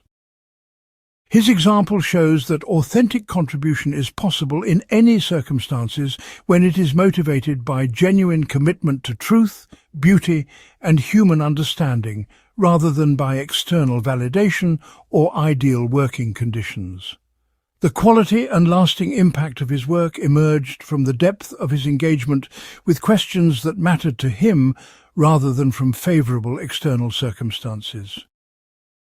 His approach to legacy also illustrates the paradox that those who focus primarily on being remembered often create work that is quickly forgotten, while those who focus on doing excellent work for its own sake often create contributions that endure far beyond their lifetimes. Khayyam was not indifferent to recognition or impact, but these concerns were secondary to his primary commitment to understanding and expressing truth as clearly and beautifully as possible. This priority allowed him to make choices based on quality and authenticity rather than popularity or immediate payoff, and these choices led naturally to work that proved valuable across centuries and cultures. His legacy emerged from the inherent worth of his contributions rather than from strategic efforts to ensure his place in history. For us today, Khayyam's example offers essential guidance for thinking about our own potential contributions and the kind of legacy we might hope to leave through our work and lives. In an era of social media and instant feedback, we are often tempted to focus more on immediate recognition and viral popularity than on the long-term value and authenticity of what we create. We may worry more about how our work will be received than about whether it represents our best thinking and most honest expression. Khayyam's approach suggests that this focus on immediate external validation often undermines the very qualities that make work lastingly valuable. Instead, focus on identifying the questions, problems, and creative challenges that genuinely fascinate you, and that seem worth pursuing for their own sake rather than primarily for external rewards. Develop your skills and understanding in these areas through patient, sustained effort motivated by curiosity and love of excellence, rather than by ambition for recognition. Trust that authentic engagement with meaningful questions will naturally lead to insights and contributions that prove valuable for others, even if you cannot predict exactly how or when this value will be recognized. Like Khayyam, you can build a meaningful legacy by focusing on the quality of your present work and the authenticity of your current contributions, rather than worrying about how you will be remembered. Also remember that meaningful contribution does not require dramatic innovation or universal recognition, but simply requires bringing your best efforts and authentic perspective to whatever challenges and opportunities you encounter. Whether your contributions take the form of scientific research, artistic creation, business innovation, community service, or simply thoughtful engagement with family and friends, the lasting value will depend on the depth and sincerity of your involvement, rather than on the scope or visibility of your activities. Khayyam's example shows us that authentic contribution in any field or context can create ripple effects that extend far beyond what we can anticipate or control. The goal is not to achieve immortality, but to contribute meaningfully to the ongoing human conversation about truth, beauty, wisdom, and compassionate living while we have the opportunity to do so.